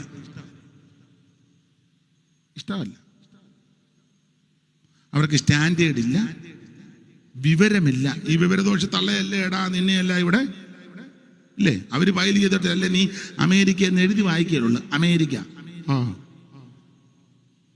ഇല്ലേ? ഇതുപോലെ നന്ദിയില്ലാത്ത ഇനം. എല്ലാവരും അങ്ങനെയാണെന്ന് ഞാൻ പറയുന്നില്ല. ഇപ്പോഴും നന്ദിയോടെ ഓർക്കുകയും സ്മരിക്കുകയും കാര്യങ്ങൾ ചെയ്യുന്ന ചിലരുണ്ട്. അവരെ ഓർത്ത് ദൈവത്തെ സ്തുതിക്കുന്നു. നന്ദിയുള്ളവരായിരിക്കണം. അട്ടെ, നമ്മുടെ വിഷയമല്ല, അതുകൊണ്ട് ഞാൻ ഇനി ആ ഭാഗത്ത് നിൽക്കുന്നില്ല. ഇപ്പൊ തന്നെ ചിലരുടെ മുഖത്തിനൊക്കെ ഒരു ഭാവവ്യത്യാസം ഞാൻ കാണുന്നു. ആട്ടെ, അപ്പോൾ മാനോഹയുടെ വീട്ടിൽ ദൂതൻ വന്നു, യഹോവയുടെ ദൂതൻ വന്നു. തലമുറയുണ്ടാകുന്ന വിഷയം പറഞ്ഞു, തലമുറയുണ്ടാകുമെന്ന് പറഞ്ഞു. ഈ കാര്യങ്ങളെല്ലാം പറഞ്ഞപ്പോൾ ചോദിച്ച ഭാഗം അടുത്ത വാക്യമായിര്. മാനോഹ യഹോവയുടെ ദൂതനോട്, നിന്റെ വചനം നിവൃത്തിയാകുമ്പോൾ, നിന്റെ ഈ വചനമെല്ലാം നിവൃത്തിയാകുമ്പോൾ ഞങ്ങൾ നിന്നെ ബഹുമാനിക്കേണ്ടതിന് നിന്റെ പേരെന്ത്? നിന്റെ പേര് ഞങ്ങളൊന്ന് ബഹുമാനിക്കണ്ടേ? അത് ന്യായമായ കാര്യമല്ലേ? ഈ ദൂതൊക്കെ നിവർത്തിക്കുമ്പോൾ, ഇതെല്ലാം നിറവേറി വരുമ്പോൾ ഞങ്ങൾക്ക് ഈ ആലോചന പറഞ്ഞു തന്ന ആമേൻ, ഞങ്ങൾക്ക് വേണ്ടി പ്രാർത്ഥിച്ച സഹായിച്ച നിന്നെ ഞങ്ങളൊന്ന് ബഹുമാനിക്കണം. അതുകൊണ്ട് നിന്റെ പേരെന്തെന്ന് ചോദിച്ചു. അടുത്ത വാക്യം, യഹോവയുടെ ദൂതൻ അവനോട് എന്റെ പേര് ചോദിക്കുന്നത് എന്ത്? എന്റെ പേര് ചോദിക്കുന്നത് എന്ത്? അത് അതിശയമുള്ളതാ എന്ന് പറഞ്ഞാൽ അതാണ് യേശു ക്രിസ്തു. അതിശയം, അതിശയം, ദൈവത്തിന്റെ മഹത്വം. അവിടുന്ന് അത്ഭുത മന്ത്രിയാ. ഇന്ന് രാത്രി ആ അത്ഭുത മന്ത്രി നമ്മുടെ നടുവിൽ വന്നിട്ടുണ്ട്. മാറത്ത് പൊൻകച്ച കെട്ടുവനായി, ചുട്ടുപടിപ്പിച്ച വെള്ളോടിന് സദൃശമുള്ള ബാലമുള്ളവനായി, 7 നക്ഷത്രം മലങ്കിൽ പിടിച്ച് 7 നിലവിളക്കട നടുവിൽ നിലയങ്ക ധരിച്ച് നടകൊള്ളുന്ന നസറായൻ, അത്ഭുതത്തിന് മന്ത്രി, അതിശയമുള്ള പേരുള്ളവൻ ഇന്ന് രാത്രി നമ്മുടെ നടുവിൽ വന്നിട്ടുണ്ട്. നിന്റെ പ്രശ്നങ്ങൾക്ക് പരിഹാരവും തീർപ്പും കൽപ്പിച്ച് ഈ രാത്രി എന്നെയും നിന്നെയും വിടുവിക്കുവാൻ, രക്ഷിക്കുവാൻ കഴിവുള്ള നസറായൻ, അത്ഭുത മന്ത്രി, അതിശയമെന്ന നാമമുള്ളവൻ ഈ രാത്രി നമ്മുടെ നടുവിലുണ്ട്. അനുഭവിക്കുന്നവർ ദൈവത്തിന് മഹത്വം കൊടുക്കുക. കരുണ നിറഞ്ഞ കണ്ണുള്ളോനവൻ, തൻ ജനത്തിൻ കരച്ചിൽ കരളലിഞ്ഞു കേൾക്കും കാതുള്ളോനവൻ. കരുണ നിറഞ്ഞ കണ്ണുള്ളോനവൻ, തൻ ജനത്തിൻ കരച്ചിൽ കരളലിഞ്ഞു കേൾക്കും കാതുള്ളോൻ. ലോകപാപ ചുമടിനെ ശിരസു കൊണ്ടു ചുമന്നൊഴിപ്പതിന് കുരിച്ചെടുത്തു ഗോദാവിൽ പോയോനെ സ്തുതിപ്പി സ്തുതിപ്പി യേശുദേവനെ. ഹല്ലേലൂയ പാടി സ്തുതിപ്പിൻ സ്തുതിപ്പിൻ യേശുദേവനെ. ഓ മന്നവ മന്നന ഗന്ധമജികായേ, മകസേനയിൽ കർത്തനെ മണ്ണും വിണ്ണും പടച്ചവനെ മനുവല. മന്നു നന്ദനെ പരനന്ദനെ മെരി നന്ദനെ രാജനന്ദൻ. ഇന്ന് നന്ദിയോടെ പാടി സ്തുതിപ്പിൻ സ്തുതിപ്പിൻ യേശുദേവനെ. ഹല്ലേലൂയ പാടി സ്തുതിപ്പിൻ യേശുദേവനെ. ഓ ഹല്ലേലൂയ പാടി സ്തുതിപ്പിൻ യേശുവേ. യേശുനാമത്തിനു ജയമല്ലെല്ലാം അവനകല കളയുമേ. യേശു രാജാവിനോ ചെന്ന നല്ലവനാം, യേശു രാജൻ വരും സർവവല്ലഭ. യേശുവേ വേഗം വരണമേ. സ്തുതിപ്പിൻ സ്തുതിപ്പിൻ യേശുദേവനെ. ഹല്ലേലൂയ പാടി സ്തുതിപ്പിൻ സ്തുതിപ്പിൻ യേശുദേവനെ. ഓ സ്തുതിപ്പിൻ ലോകത്തിൻ പാപത്തെ നീക്കുവാൻ ആദിപനായി വന്ന ദൈവ കുഞ്ഞാടിനെ. സ്തുതിപ്പിൻ യേശുദേവനെ. ഹല്ലേലൂയ പാടി സ്തുതിപ്പിൻ സ്തുതിപ്പിൻ യേശുദേവനെ. കരമുയർത്തി ദൈവത്തിന് മഹത്വം കൊടുക്കുക. ഇന്ന് രാത്രി അവിടുത്തെ പേരാണ് അത്ഭുത മന്ത്രി. യേശു ക്രിസ്തു അത്ഭുത മന്ത്രിയാ. ഇവിടെ വന്നിട്ടുള്ള മന്ത്രിമാരും ആമേ ജീവിച്ച മന്ത്രിമാരും അത്ഭുതങ്ങളുടെ മന്ത്രിയല്ല. അതെല്ലാം സാധാ സാധാ സാധാ അത്ഭുത മന്ത്രിയായ ഒരുവനേ ഉള്ളൂ, നസറയനാകുന്ന യേശു ക്രിസ്തു. ആരെ 1-2 കാര്യങ്ങൾ അത്ഭുത മന്ത്രി യേശു ക്രിസ്തുവിന്റെ അത്ഭുതം. അനേക അത്ഭുതം യേശു ചെയ്തു. യോഹന്നാന്റെ ഭാഷ പറഞ്ഞ അത്ഭുതം എന്നല്ല, അടയാളം എന്നാ കൊടുത്തേക്കുന്നത്. അടയാളം, അനേക അടയാളം യേശു ചെയ്തു. അതെല്ലാം കൂടി എഴുതിയ പുസ്തകം ലോകത്തിൽ പോലും ഒതുങ്ങത്തില്ലെന്ന 21:25 വായിച്ചേ. യോഹന്നാൻ 21:25. പെട്ടെന്ന്. യേശു ചെയ്തത് മറ്റു പലതുമുണ്ട്. യേശു ചെയ്ത മറ്റു പല അനേക കാര്യങ്ങളുണ്ട്. അത് ഓരോന്നായി ഓരോന്നായിട്ട് എഴുതിയ പുസ്തകങ്ങൾ ലോകത്തിൽ തന്നെ ഒതുങ്ങത്തില്ല. നിരവധി അത്ഭുതങ്ങൾ, അടയാളങ്ങൾ യേശു ചെയ്തു. എല്ലാരും കാണുകയാ ചെയ്തത്. 20:30 വായിച്ചേ. 20:30. ഈ പുസ്തകത്തിൽ എഴുതിയിരിക്കുന്നതല്ലാതെ മറ്റനേകം അടയാളങ്ങൾ. അപ്പൊ യേശു ചെയ്യുന്നതിനെ പറ്റി അടയാളം എന്നാ പറഞ്ഞേക്കുന്നത്. അടയാളങ്ങൾ യേശു തന്റെ ശിഷ്യന്മാർ കാണുക ചെയ്തു. യേശു തന്റെ ശിഷ്യന്മാര് കാണുക ചെയ്തു. അടുത്തത്, എന്നാൽ യേശു ദൈവപുത്രനായ ക്രിസ്തു എന്ന് നിങ്ങൾ വിശ്വസിക്കേണ്ടതിനും വിശ്വസിച്ചിട്ട് അവന്റെ നാമത്തിൽ നിങ്ങൾക്ക് ജീവൻ ഉണ്ടാകേണ്ടതിനും ഇത് എഴുതിയിരിക്കുന്നു. അനവധി നിരവധി അത്ഭുതങ്ങൾ, അടയാളങ്ങൾ യേശു ചെയ്തു. ഒന്നോ രണ്ടോ രോഗിയെ സൗഖ്യമാക്കി, ഒന്നോ രണ്ടോ അത്ഭുതം ചെയ്ത് പരുവക്കാടായി പോയ ആളല്ല യേശു. അനവധി നിരവധി അത്ഭുതം ചെയ്തു. ഇന്നത്തെ അത്ഭുത രോഗശാന്തി വരപ്രാപ്തന്മാര് പലരും ഒന്നോ രണ്ടോ അത്ഭുതങ്ങൾ അവര് ചെയ്തെന്ന് ഞാൻ പറയത്തില്ല, ദൈവം ചെയ്തു. പിന്നെ അത് വീഡിയോ എടുത്ത് ഫോട്ടോ എടുത്താണ് ചെല്ലുന്നിടത്തല്ല മിണ്ടുന്നില്ല കാണിക്കുന്നത്. അത് ഇപ്പൊ ഇതിലൊക്കെ ബിസിനസ് ആയതുകൊണ്ട് അവർക്ക് അതിന്റെ രീതികൾ അറിയാം. അതുകൊണ്ട് നമ്മൾ ആ ഭാഗത്ത് ഇപ്പൊ കൈവക്കണ്ട. എന്നാൽ യേശു അങ്ങനല്ല. അനേകം അടയാളങ്ങളും അത്ഭുതങ്ങളും യേശു ചെയ്തു. അതെല്ലാം കൂടെ എഴുതിയ പുസ്തകം ലോകത്തിൽ പോലും ഒതുങ്ങത്തില്ല. അവിടുന്ന് അത്ഭുതം എന്തറിയാം. നിങ്ങൾക്കറിയാം, വചനം അറിയാം. യേശു ക്രിസ്തുവിന്റെ ആദ്യത്തെ അത്ഭുതം രേഖപ്പെടുത്തിയിരിക്കുന്ന, വേറെ പുസ്തകത്തിൽ രേഖപ്പെടുത്തിയിരിക്കുന്ന ആദ്യത്തെ അത്ഭുതം ഏതാ മോനെ? ഉറക്കെ പറയണം. ഏതാ? കാനാവിലെ കല്യാണ നാളിൽ, കാനാവിലെ കല്യാണ നാളിൽ ശുദ്ധ ജലത്തെ വീഞ്ഞാക്കി തീർത്ത, ശുദ്ധ ജലത്തെ വീഞ്ഞാക്കി തീർത്ത കരുണാനിധിയെ കനിയണം ദിനവും, കരുണാനിധിയെ കനിയണം ദിനവും.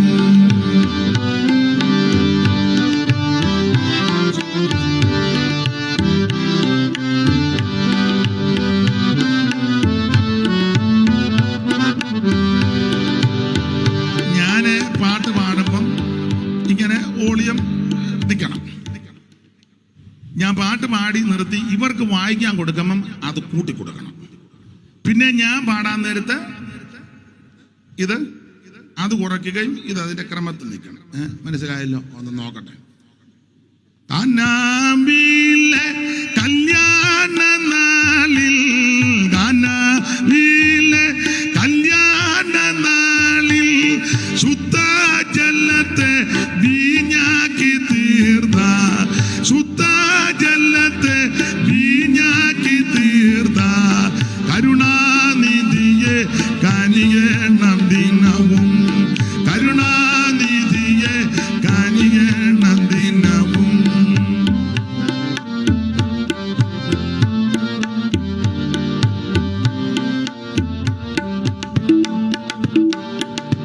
കാനായിലെ കല്യാണ നാളിൽ, കാനായിലെ കല്യാണ നാളിൽ ശുദ്ധ ജലത്തെ വീഞ്ഞാക്കി തീർത്ത കരുണാനിധിയെ കനിയണം ദിനവും, കരുണാനിധിയെ കനിയണം ദിനവും. ദേവാദേവ ത്രിലോകനാഥ, ദേവാദേവ ത്രിലോകനാഥ. അപ്പൊ ശ്രദ്ധിക്കുക, യേശുക്രിസ്തുവിന്റെ ആദ്യത്തെ അത്ഭുതം, അടയാളം, കാനാവിലെ കല്യാണ വീട്ടിൽ ക്രിസ്തു പച്ചവെള്ളത്തെ വീഞ്ഞാക്കി. വായിച്ച 2:11 യോഹന്നാൻ. യേശു ഇതിനെ അടയാളങ്ങളുടെ ആരംഭമായി ഗലീലയിലെ കാനാവിൽ വെച്ച് ചെയ്ത് തന്റെ മഹത്വം വെളിപ്പെടുത്തി. ദൈവത്തിന് സ്തോത്രം. യേശുക്രിസ്തുവിന്റെ ആദ്യത്തെ അത്ഭുതമാണ് കാനാവിലെ കല്യാണ വീട്ടിൽ കർത്താവ് പച്ചവെള്ളത്തെ വീഞ്ഞാക്കി. ദൈവത്തിന് സ്തോത്രം. ഇനി 2-ാം അധ്യായത്തിന്റെ 1 മുതൽ വായിച്ചേ. 3-ാം നാൾ ഗലീലയിലെ കാനാവിൽ ഒരു കല്യാണമുണ്ടായി. ഇത് കല്യാണം ആരുടെ? അന്ന് ചരിത്രമൊക്കെ പറഞ്ഞ യോഹന്നാന്റെ കല്യാണമാണെന്ന്. യോഹന്നാന്റെ കല്യാണം. യോഹന്നാൻ ആരാന്ന് ചോദിച്ചാൽ യേശുവിന്റെ അമ്മയും യോഹന്നാന്റെ അമ്മയും ചേടത്തി അനിയത്തിയ. യേശുവിന്റെ അമ്മ മറിയ, യോഹന്നാന്റെ അമ്മ ശലോമ. ഇവര് ജ്യേഷ്ഠത്തി അനിയത്തിയ. അപ്പോൾ ശലോമയുടെ മകനാണ് യോഹന്നാൻ. യോഹന്നാനെ പറ്റി വേറെ പുസ്തകം പഠിക്കുന്നവർക്കറിയാം. നമ്മൾ മീൻപിടുത്തക്കാരാന്നൊക്കെ പറഞ്ഞങ്ങ് വിടുക. ശരിയാ, മീൻപിടുത്തം ആ തൊഴിൽ. പക്ഷേ സാധാരണ മീൻപിടുത്തമല്ല, കൂലിക്കാരെ വെച്ച് മീൻ പിടിക്കുന്ന ആളാണ്. കൂലിക്കാരെ എന്ന് പറഞ്ഞാൽ വലിയ ബിസിനസ്മാൻ ആയിരുന്നു. അല്ല ചുമ്മാ മത്തിയായിട്ട് നടക്കുകയല്ല. നമ്മളോർക്കുന്നത് ഒരു വട്ടം ചീഞ്ഞ മത്തിയായിട്ട് മാമേ മത്തി വേണമെന്ന് ചോദിച്ചു. ചീഞ്ഞതാ, വേണ്ട പോവും. അങ്ങനത്തെ ആളല്ല. ചീഞ്ഞ മീനുമായിട്ട് ചിലർ വരും. എന്നാൽ ചിലർ നന്നായിട്ട് ചെയ്യുന്നവരുമുണ്ട്. അപ്പോൾ ചെറിയൊരു മീൻപിടുത്തക്കാരനല്ല, വലിയ ബിസിനസ് ആയിരുന്നു. കാരണം കൂലിക്കാരെ വിട്ടേച്ച് പോകണമെന്നാ പുസ്തകത്തിൽ വായിക്കാം. അപ്പൊ കൂലിക്കാരുണ്ടായിരുന്നു, അതൊക്കെ മിടുങ്ങനാ. ഇവരുടെ അപ്പനാണ് സെബദി. ആരാ? സെബദി. രണ്ട് പിള്ളേരാ, യാക്കോബും യോഹന്നാനും. ഇവർക്ക് വേറൊരു പേര് ഇടിമക്കൾ എന്നാ. ഇടിമക്കൾ കേറി കൊമ്പ് ഓർത്ത് കളയും. സഭയിലുമൊക്കെ ഇടിമക്കളുണ്ട്. പറഞ്ഞു തരുമ്പോഴേ ഇവൻ കയറി. പിന്നെ ഇടിമക്കളാണെങ്കിലും കർത്താവ് ഒരു പരുവത്തിന് വരെ ആക്കി എടുത്തു. അതാ യേശുവിൻ്റെ വിശേഷത. ഇടിമക്കളാണെങ്കിലും അമ്മയുടെ ഒരിക്കൽ യോഹന്നാൻ പറഞ്ഞു, ഗുരു സ്തോത്രം, നീ രാജ്യത്ത് പോകുമ്പോൾ ഞങ്ങൾ രണ്ടുപേരും നിന്റെ ഇപ്പറേ ഇരിക്കാൻ. അപ്പോൾ യേശു പറഞ്ഞു, അത് ഞാനല്ല തീരുമാനിക്കുന്നത്. അപ്പം നേരിട്ട് എന്ന് പറഞ്ഞിട്ട് യേശു ഉൾക്കൊള്ളുന്നതിന് അതിന് അമ്മയെ വിട്ടു. പിന്നത്തെ അമ്മയെ വിട്ടു. അങ്ങനെ അതല്ല, നേരിട്ട് പറഞ്ഞു നോക്കുന്നില്ല നമ്മൾ വേറെ ആളിനെ. അമ്മയുടെ സഹോദരിയല്ലേ. അമ്മ എനിക്ക് പറഞ്ഞു, ഇടോ ഗുരു, പിള്ളേർ രണ്ടുപേരുണ്ടെന്ന് അറിയാമല്ലോ, നിന്റെ കസിൻസാണ്. ഒരുത്തൻ നിന്റെ ഇടത്തും ഒരുത്തൻ നിന്റെ. അങ്ങനെ കാര്യങ്ങൾ നേടിയെടുക്കുന്ന ആൾക്കാരുണ്ട്. അപ്പൊ എന്തായാലും ഇവരെ ഇടിമക്കളാണ്. ഇടിമക്കൾ എന്ന് പറഞ്ഞാൽ കയറി കൊമ്പ് കൊടുക്കും. അതിനൊരു തെളിവ് ക്ഷിപ്രകോപികളുമൊക്കെയാണ്. ഒരിക്കൽ കർത്താവ് അത്ഭുതം ചെയ്തപ്പം ആരും വിശ്വസിക്കുന്നുണ്ട്. പറഞ്ഞു, ഗുരു തീ ഇറക്കിയേക്കട്ടെ. തീ ഇറക്കാൻ പോവാണ്. അത്രയ്ക്ക് ചൂടന്മാരാ. ഞാൻ ആ ഭാഗത്തേക്ക് പോകുന്നില്ല. അങ്ങനെയുള്ള ഇവരെ ദൈവം രൂപപ്പെടുത്തിയെടുത്തു. ആട്ടെ, നമുക്ക് ആ ഭാഗം വിട്ടേക്കാം. അപ്പൊ ഈ കല്യാണം യോഹന്നാന്റെ കല്യാണമാണ്. യോഹന്നാന് ബിസിനസ്സുമൊക്കെ ഉള്ളത് കൊണ്ട് കവർന്നവൂമിൽ വീടുണ്ടായിരുന്നു, പിന്നെ യെരുശലേമിൽ വീടുണ്ടായിരുന്നു. പല സ്ഥലങ്ങളിലും ആ രീതിയിലൊക്കെ നല്ല ചുറ്റുപാടുള്ള ആളായിരുന്നു യോഹന്നാൻ. അതുകൊണ്ടാണല്ലോ കല്യാണത്തിന് വീഞ്ഞുമൊക്കെ എമ്പടി സ്തോത്രം. നമ്മള് ചൂടുവെള്ളം കൊടുത്തേച്ചിരിക്കുക. ചായ ഉണ്ട്, തീർന്നു പോയി, മിണ്ടണ്ട. അപ്പൊ ചുരുക്കി പറഞ്ഞാൽ യോഹന്നാന്റെ കല്യാണമായിരുന്നു. ഈ മൂന്നാം നാൾ ഗലീലയിലെ കാനാവിൽ ഒരു കല്യാണം, അത് യോഹന്നാന്റെ കല്യാണം. അടുത്തത് യേശുവിന്റെ അമ്മ അവിടെ ഉണ്ടായിരുന്നു. ചേട്ടത്തി അനിയത്തിയല്ലേ, സഹോദരിയുടെ മോന്റെ കല്യാണമാണ്, ഓൾറെഡി ഉണ്ട്. അടുത്തത് യേശുവിനെ ശിഷ്യന്മാരെ കല്യാണത്തിന് ക്ഷണിച്ചെങ്കിലേ പോകാം. കല്യാണത്തിന് എല്ലാ കല്യാണം ക്ഷണിക്കേണ്ട, കല്യാണക്കുറി വഴി കടന്ന് കിട്ടിയാൽ മതി. കൈപ്പോട്ടൊരു പാരീഷ്. അതെ, ഇപ്പോൾ പിന്നെ കല്യാണമൊക്കെ ഈ ഇങ്ങനെ കേറ്ററിംഗ് ഒക്കെ കൊടുക്കുന്നതുകൊണ്ട് വളരെ ശ്രദ്ധിക്കേണ്ട കാര്യങ്ങളും ഉണ്ട്. വിളിക്കാത്തവരൊക്കെ കോളേജ് സ്റ്റുഡൻസ് ഒക്കെ വന്ന് ഇഷ്ടംപോലെ അങ്ങനെയുണ്ട്. നമുക്ക് സ്ഥലമൊന്നും ഞാൻ പറയുന്നില്ല. ഒരു ആടെ കല്യാണത്തിന്, മോൻ്റെ കല്യാണത്തിന് കോടിക്കണക്കിന് സ്വത്തുള്ളവരാ. ഈ തള്ള അർക്കീസ. അപ്പം കല്യാണത്തിന് എത്ര പേരെല്ലാം കണക്ക് കൂട്ടിയാൽ പറഞ്ഞു, നമ്മൾ 1000 പേരോളം കാണുമെന്ന് പറഞ്ഞു. ഉടനെ ഈ തള്ളയും അവരുടെ അമ്മയും കൂടെ, അമ്മായിയമ്മയും ഭാര്യയും കൂടെ പറഞ്ഞു കൊടുത്തു, അങ്ങനെ അന്നൊരു കാര്യം ചെയ്ത് 1000 പേരെ വിളിച്ചിട്ടുണ്ട, 800 പേരുടെ ഭക്ഷണം പറഞ്ഞാൽ മതിയെന്ന്. അത് അഡ്ജസ്റ്റ് ചെയ്യുമെന്ന്. 800 പേരുടെ കാശ് കൊടുത്താൽ മതിയല്ലോ. ബുദ്ധി. പുള്ളി അത് സമ്മതിച്ചു. കല്യാണം ദിവസം കല്യാണം നടന്നപ്പം തൊട്ടടുത്ത് കോളേജ് 2 എണ്ണമുണ്ട്. സമയമായപ്പോൾ കൊച്ചുങ്ങളല്ല 1000 അല്ല, 1200 അല്ല, 1300 അല്ല, ഇടിച്ചു കയറി. അവസാനം വേണ്ടപ്പെട്ടവരെ മാന്യന്മാരെ വിളിച്ച് അവർ ഭക്ഷണം കഴിക്കാൻ കൊച്ചുങ്ങൾ ഇടിച്ചു കയറിയില്ലയോ. എല്ലാം നല്ല പേശ കഴിച്ചേച്ച് പിള്ളേർ പോയി. അതൊക്കെ കോളേജിൻ്റെ സമയമാകുമ്പോൾ ചെല്ലണം. അവസാനം എന്നോട് അതിൻ്റെ ഒരു പുള്ളി കല്യാണം നടത്തിയ പുള്ളിയുടെ സ്വന്തം സഹോദരൻ എന്നോട് പറഞ്ഞതാ,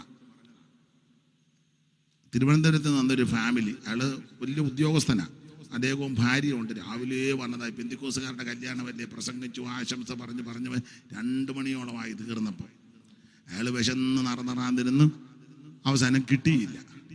പുള്ളി ആകെ അങ്ങ് സ്തംഭിച്ച് അവസാനം എല്ലാവരും ടൈയും കെട്ടി നിൽക്കുക. അപ്പനും മക്കളും എല്ലാം പുക്കളിന് താഴെ വരെ ടൈ ഉണ്ട്. അപ്പം ഫോട്ടോ എടുത്ത് ഇങ്ങനെ നിൽക്കുക. അവൻ മനുഷ്യൻ വിശന്ന് കൂറ കുത്തി നിൽക്കുക. അപ്പം അദ്ദേഹം ഇങ്ങോട്ട് വന്നേച്ച് ചോദിച്ചു, വളരെ ഗൽഗതത്തോടാ ചോദിച്ചത്, കുര്യ ഇച്ചിരി തണുത്ത വെള്ളം കിട്ടുമോ? പുള്ളി താഴെ വീഴാൻ പോവുക. ഇപ്പൊ കൊണ്ടുവരാന്ന് പറഞ്ഞ് പോയിട്ട് കുര്യനെയും കാണുന്നില്ല. അയാളുടെ സ്വന്തം സഹോദരനോട് പറഞ്ഞ് ഞങ്ങൾക്കും കിട്ടിയില്ല, ഞാൻ പിന്നെ എവളുമായിട്ട് ഇനി ചങ്ങനാശ്ശേരി വന്ന് അവൾക്ക് 2 ഏത്തക്ക മേടിച്ചു കൊടുത്തെന്ന്. അനിയൻ്റെ മോൻ്റെ കല്യാണത്തിന് പോയിട്ട് അല്ല, അങ്ങനെയുള്ള രംഗങ്ങളൊക്കെ ഉണ്ടായിട്ടോ. നമുക്ക് ആ വിഷയം വിട്ടേക്കാം. ദൈവത്തിന് മഹത്വം. ഇവിടെ കാനാവിൽ കല്യാണം, യോഹന്നാന്റെ കല്യാണം. മറിയ അമ്മ ഓൾറെഡി അവിടെ ഉണ്ട്. യേശുവിനെ ശിഷ്യന്മാരെ കല്യാണത്തിന് ക്ഷണിച്ചു. അടുത്തത് ഓടിച്ചു വായിച്ചു. വീഞ്ഞ് പോരാതെ വരികയാൽ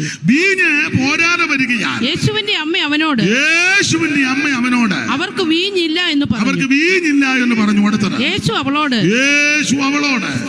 സ്ത്രീയെ എനിക്ക് നിനക്കും തമ്മിൽ എന്ത്? പിന്നെ എന്റെ നാഴിക ഇതുവരെ വന്നിട്ടില്ല എന്ന് പറഞ്ഞു. ദൈവത്തിന് മഹത്വം. അവന്റെ അമ്മ ശുശ്രൂഷക്കാരോട് അവൻ നിങ്ങളോട് എന്തെങ്കിലും കൽപ്പിച്ചാൽ അത് ചെയ്യുവീനെന്ന് പറഞ്ഞു. ഓടിച്ചു വായിര്. അവിടെ യഹൂദന്മാരുടെ ശുദ്ധീകരണ നിയമം അനുസരിച്ച് 2 or 3 പറ വീതം കൊള്ളുന്ന 6 കൽപാത്രം ഉണ്ടായിരുന്നു. യേശു അവരോട് ഈ കൽപാത്രങ്ങളിൽ വെള്ളം നിറപ്പീനെന്ന് പറഞ്ഞു.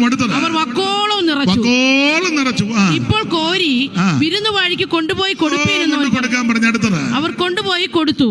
അതെവിടെ നിന്ന് എന്ന് വെള്ളം കോരിയ ശുശ്രൂഷക്കാരല്ലാതെ അവർ മാത്രം ഇത് അറിഞ്ഞോളൂ, ഈ വെള്ളമായി ഇതിനകത്ത് നിറച്ചെന്ന്. പിന്നെ വിരുന്നുവാഴി അറിഞ്ഞില്ല.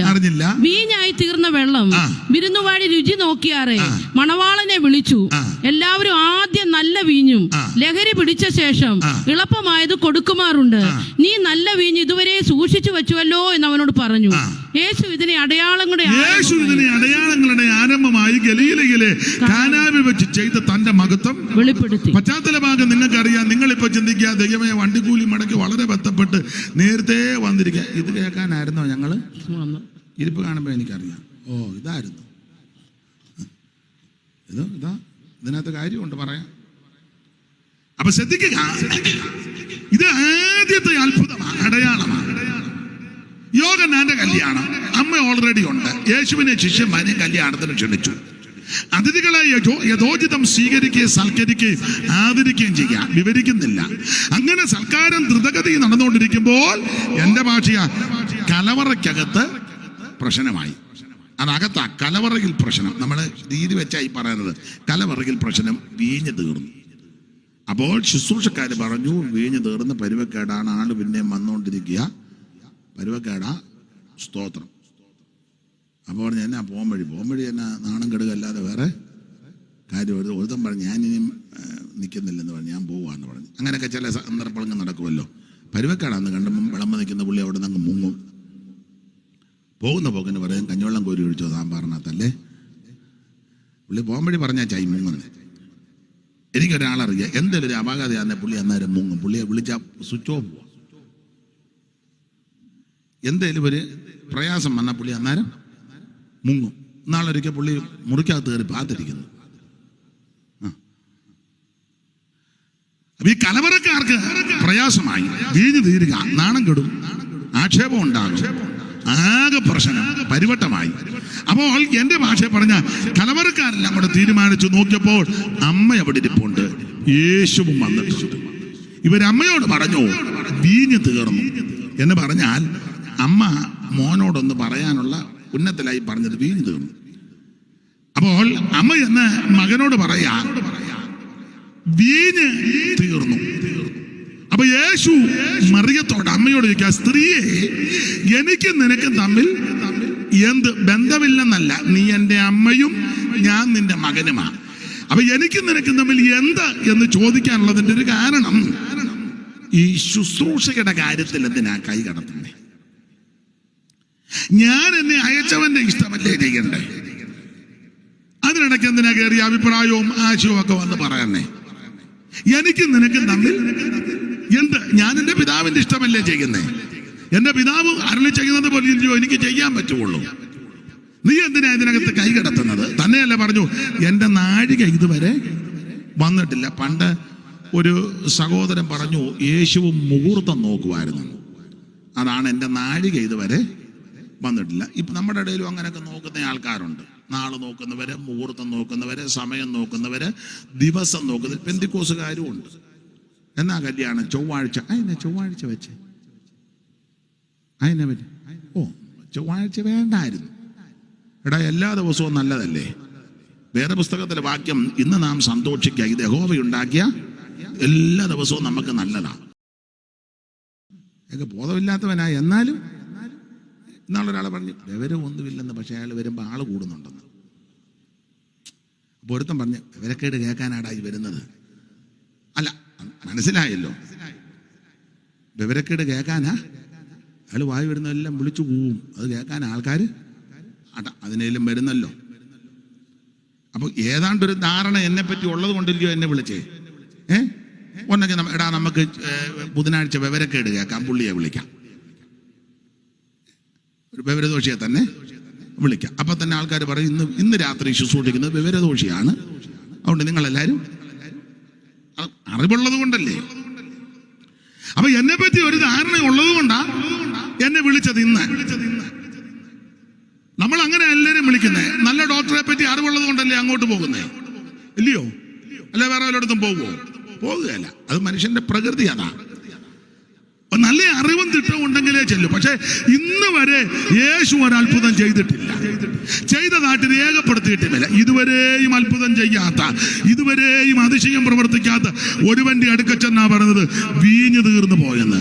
അതിന്റെ കാരണം എന്തെന്ന് ചോദിച്ചാൽ, അവൻ ആരാണെന്ന് അമ്മയ്ക്ക് നല്ല ഉറപ്പുണ്ട്. അമ്മയാ പ്രസവിച്ചത്, നൊന്ത് പ്രസവിച്ചതാ, അവൻ ശുശ്രൂഷിച്ചതാ, അവൻ ചെറുപ്പത്തിൽ വളർത്തിയത്. പക്ഷേ അവിടുന്ന് ആരാണെന്ന് അമ്മയ്ക്ക് നല്ല ഉറപ്പുണ്ട്. അതെന്താ ഉറപ്പ്? രണ്ട് വാക്യം വായിച്ചേ. ലൂക്കോസിന്റെ സുവിശേഷം 2-ാം അധ്യായത്തിന്റെ 19 ഒന്ന് വായിച്ചേ. ലൂക്കോസ് 2:19. ദൈവത്തിന് മഹത്വം. മറിയ ഈ വാർത്തയൊക്കെയും ഹൃദയത്തിൽ സംഗ്രഹിച്ചു. മറിയ ഈ വാർത്തയൊക്കെയും ഹൃദയത്തിൽ സംഗ്രഹിച്ചു. 51-ാം വാക്യം കൂടെ ചേർത്ത് വായിച്ചോ. 51. പിന്നെ അവൻ അവരോട് കൂടെ ഇറങ്ങി നസ്രത്തിൽ വന്ന് അവർക്ക് കീഴടങ്ങി. ഈ കാര്യങ്ങളെല്ലാം അവന്റെ അമ്മ ഹൃദയത്തിൽ സംഗ്രഹിച്ചു. അപ്പോ മറിയം, യേശുവിന്റെ അമ്മ, ഈ കാര്യങ്ങളെല്ലാം ഹൃദയത്തിൽ സംഗ്രഹിച്ചു. ഏത് കാര്യം? അപ്പൊ ഇതെല്ലാം ഹൃദയത്തിൽ സംഗ്രഹിച്ചു വെച്ചത് കൊണ്ട് സന്ദർഭം വന്നപ്പോൾ മറിയ യേശുവിന്റെ അടുക്ക ചെന്നത്. എന്ന് പറഞ്ഞാൽ യേശു ക്രിസ്തു ആരാണെന്ന് അമ്മയ്ക്ക് നല്ല ഉറപ്പുണ്ട്. ദൈവത്തിന് മഹത്വം, ദൈവത്തിന് മഹത്വം. എന്തുവാ അമ്മ ഹൃദയത്തിൽ സംഗ്രഹിച്ചത്? ദൈവത്തിന് മഹത്വം. അമ്മ നന്നായിട്ട് ഇത് സംഗ്രഹിച്ചു. 1-2 കാര്യം പറയാം. സംഗ്രഹിച്ചത് എന്താ? നമുക്കറിയാം, യേശുവിനെ ഉദരത്തിൽ വഹിച്ച് ഇവര് യാത്ര ചെയ്ത് ബേത്ലഹേമോളം എത്തി. അപ്പോൾ പ്രസവ വേദനയുണ്ടായി. അങ്ങനെ മറിയം യേശുവിനെ പ്രസവിക്കുക. അങ്ങനെ പ്രസവിച്ചു കഴിഞ്ഞപ്പോൾ ആ ദേശത്ത് ആട്ടിടയന്മാര് രാത്രിയിൽ വെളിമ്പ്രദേശത്ത് കിടക്കുക. വായിച്ച് ലൂക്കോസിന്റെ സുവിശേഷം 2-ാം അധ്യായത്തിന്റെ 8 മുതലുള്ള തിരുവെഴുത്ത് ഓടിച്ചു വായിച്ചേ. ആ പ്രദേശത്ത് ഇടയന്മാർ രാത്രിയിൽ ആട്ടിൻകൂട്ടത്തെ കാവൽ കാത്ത് വെളിയിൽ പാർത്തിരുന്നു. അപ്പോൾ കർത്താവിന്റെ ഒരു ദൂതൻ അവരുടെ അരികെ നിന്നു. കർത്താവിന്റെ തേജസ് അവരെ ചുറ്റി മിന്നി. അവർ ഭയപരവശരായി തീർന്നു. ദൂതൻ അവരോട് പറയുകയാ, ഭയപ്പെടേണ്ട, സർവ്വജനത്തിനും ഉണ്ടാകുവാനുള്ള മഹാസന്തോഷം ഞാൻ നിങ്ങളോട് സുവിശേഷിക്കുന്നു. കർത്താവായ ക്രിസ്തു എന്ന രക്ഷിതാവ് ഇന്ന് ദാവീദിന്റെ പട്ടണത്തിൽ നിങ്ങൾക്കായി ജനിച്ചിരിക്കുന്നു. നിങ്ങൾക്ക് അടയാളമോ ശീലകൾ ചുറ്റി പശുത്തൊട്ടിൽ കിടക്കുന്ന ഒരു ശിശുവിനെ നിങ്ങൾ കാണുമെന്ന് പറഞ്ഞു. പെട്ടെന്ന് സ്വർഗീയ സൈന്യത്തിന്റെ ഒരു സംഘം ദൂതനോട് ചേർന്ന് ദൈവത്തെ പുകഴ്ത്തി. അത്യുന്നതങ്ങളിൽ ദൈവത്തിന് മഹത്വം, ഭൂമിയിൽ ദൈവപ്രസാദമുള്ള മനുഷ്യർക്ക് സമാധാനം എന്ന് പറഞ്ഞു.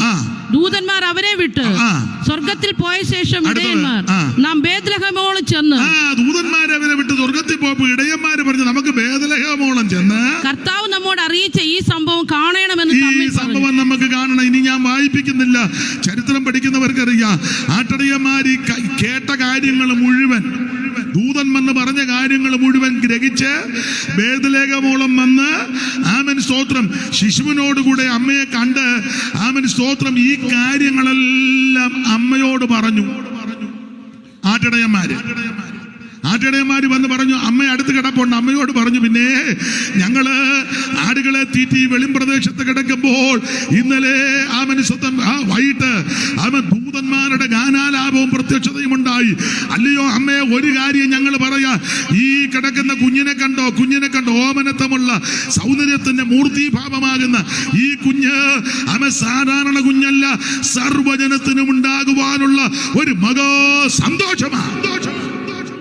ഇത് മറിയ ഹൃദയത്തിൽ സംഗ്രഹിച്ചു.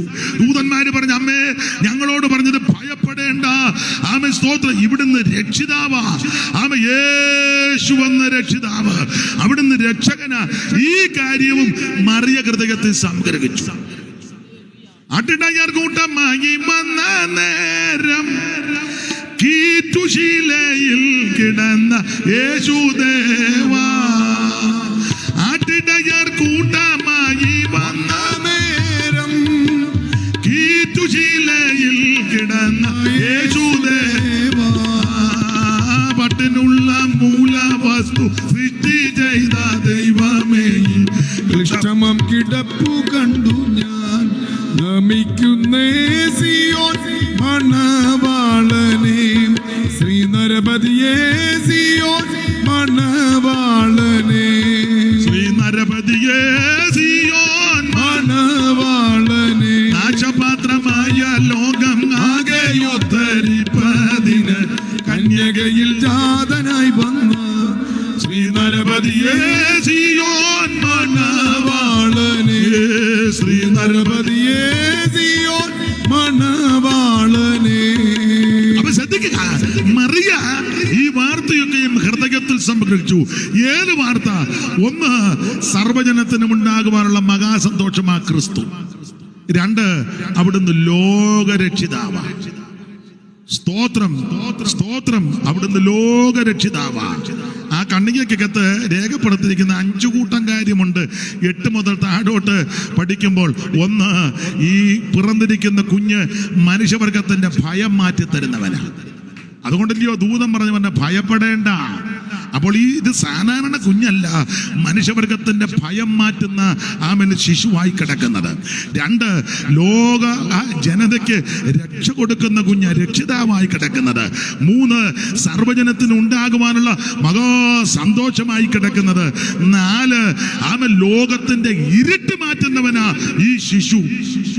സ്തോത്രം സ്തോത്രം. 5, സ്തുതികൾക്കും ആരാധനയ്ക്കും യോഗ്യനായി ശിശു. ഇതെല്ലാം ആട്ടിടയന്മാര് വന്ന് അമ്മയോട് പറഞ്ഞു. അമ്മ ഇത് മുഴുവൻ ഹൃദയത്തിൽ. അതുകൊണ്ട് ആ പ്രശ്നം വന്നപ്പോ നേരെ അങ്ങോട്ട് ചെന്ന് ലൂക്കോസ് 2:19-51 വായിച്ചല്ലോ. മറിയ ഈ വാർത്തയെല്ലാം ഏതൊക്കെയാ സംഗ്രഹിച്ചത്? ഒന്ന്, ആട്ടിടയന്മാര് വന്ന് പറഞ്ഞ കാര്യമെല്ലാം അമ്മ ഹൃദയത്തിൽ സംഗ്രഹിച്ചു. വചനം കേട്ടേച്ച് പോയാൽ പോരാ, ഹൃദയത്തിൽ സംഗ്രഹിക്കണം.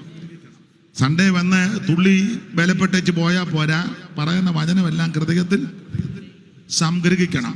മറിയ ഹൃദയത്തിൽ സംഗ്രഹിച്ചു, പാറപടത്തിൽ ഇരുന്നില്ല, സംഗ്രഹിക്കണം. അപ്പൊ മറിയ ഈ വാർത്ത, ഏത് വാർത്ത? ഒന്ന്, ആട്ടിടയന്മാര് വന്ന് പ്രത്യക്ഷപ്പെട്ട കാര്യം, ദൂതം പ്രത്യക്ഷപ്പെട്ടതും സ്വർഗീയ ഗാനാലാപവും ഒക്കെ അത് അമ്മയോട് വന്ന് പറഞ്ഞു. അമ്മ ഇത് മുഴുവൻ ഹൃദയത്തിൽ അമ്മ ഫേസ്ബുക്കിൽ ഇട്ടില്ല. ഇന്നത്തെ അമ്മമാരെല്ലാം എന്നെ കിട്ടിയാലും ഇങ്ങനെയാണ് ബീൻസ് അരിയുന്നത്. നമ്മൾ ബീൻസ് പിടിക്കുമ്പോൾ അതിൻ്റെ നൂലാദ്യം വലിക്കണം, പിന്നെ അങ്ങോട്ടും വലിക്കണം, ഇങ്ങോട്ടും വലിക്കണം. കത്തി എടുത്ത് വെച്ച് നമ്മളിങ്ങനെ ഒന്നും അറിയാൻ മേലാണ്. ഇപ്പോഴെല്ലാം അങ്ങനല്ലയോ, എന്തെടുത്താലും പിന്നെ എങ്ങനെയാണ് ചമ്മന്തി അരയ്ക്കുന്നത്? പഴയ തള്ളമാരെ ചൂപ്പാട് വന്നേച്ചിരിക്കുക. അവൾ ആയുസിലൊരു ചമ്മന്തി അരച്ചത് ഉടനെ ആട്ടുപോട്ടെ, ഞാനൊന്നും പറയുന്നില്ല. മറിയ ഇതെല്ലാം ഹൃദയത്തിൽ സംഗ്രഹിച്ചു. അടയന്മാര് വന്ന് പറഞ്ഞ കാര്യമെല്ലാം ഹൃദയത്തിൽ സംഗ്രഹിച്ചു വെച്ചു. ദൈവത്തിന്റെ മഹത്വം മാത്രമല്ല, എല്ലാ ഭാഗവും എടുക്കുന്നില്ല. മോശയുടെ ന്യായപ്രമാണം അനുസരിച്ച് ഈ കുഞ്ഞിനെ ദൈവാലയത്തിൽ കൊണ്ടുപോയി സമർപ്പിക്കണം. അപ്പോൾ ആ ഔസേപ്പ് പിതാവും മറിയവും കൂടെ യേശു കുഞ്ഞിനെ കൈകളിലെടുത്ത് ദൈവാലയത്തിലോട്ട് പോകുക. ദൈവാലയത്തിൽ ചെല്ലുമ്പോൾ വെറും കൈയായിട്ട് ചെല്ലരുത്, വെറും കൈയായി ചെല്ലരുത്. CSIക്കാര് പാടുന്നൊരു പാട്ടുണ്ട്, എനിക്ക് പാടാൻ വയ്യ, ഒക്കത്തില്ലെന്നറിയാം, എന്നാലും സന്തോഷം ഉള്ളത് കൊണ്ടങ്ങ് പാടുക എന്ന് പറയുന്നില്ല, പറയുക. വേറും കൈയായി ഞാൻ ചെല്ലുമോ രക്ഷകൻ മുൻപിൽ നിൽപ്പാൻ, ഒരു ദേഹി പോലും ഇല്ലെങ്ങനെ വണങ്ങും ഞാൻ.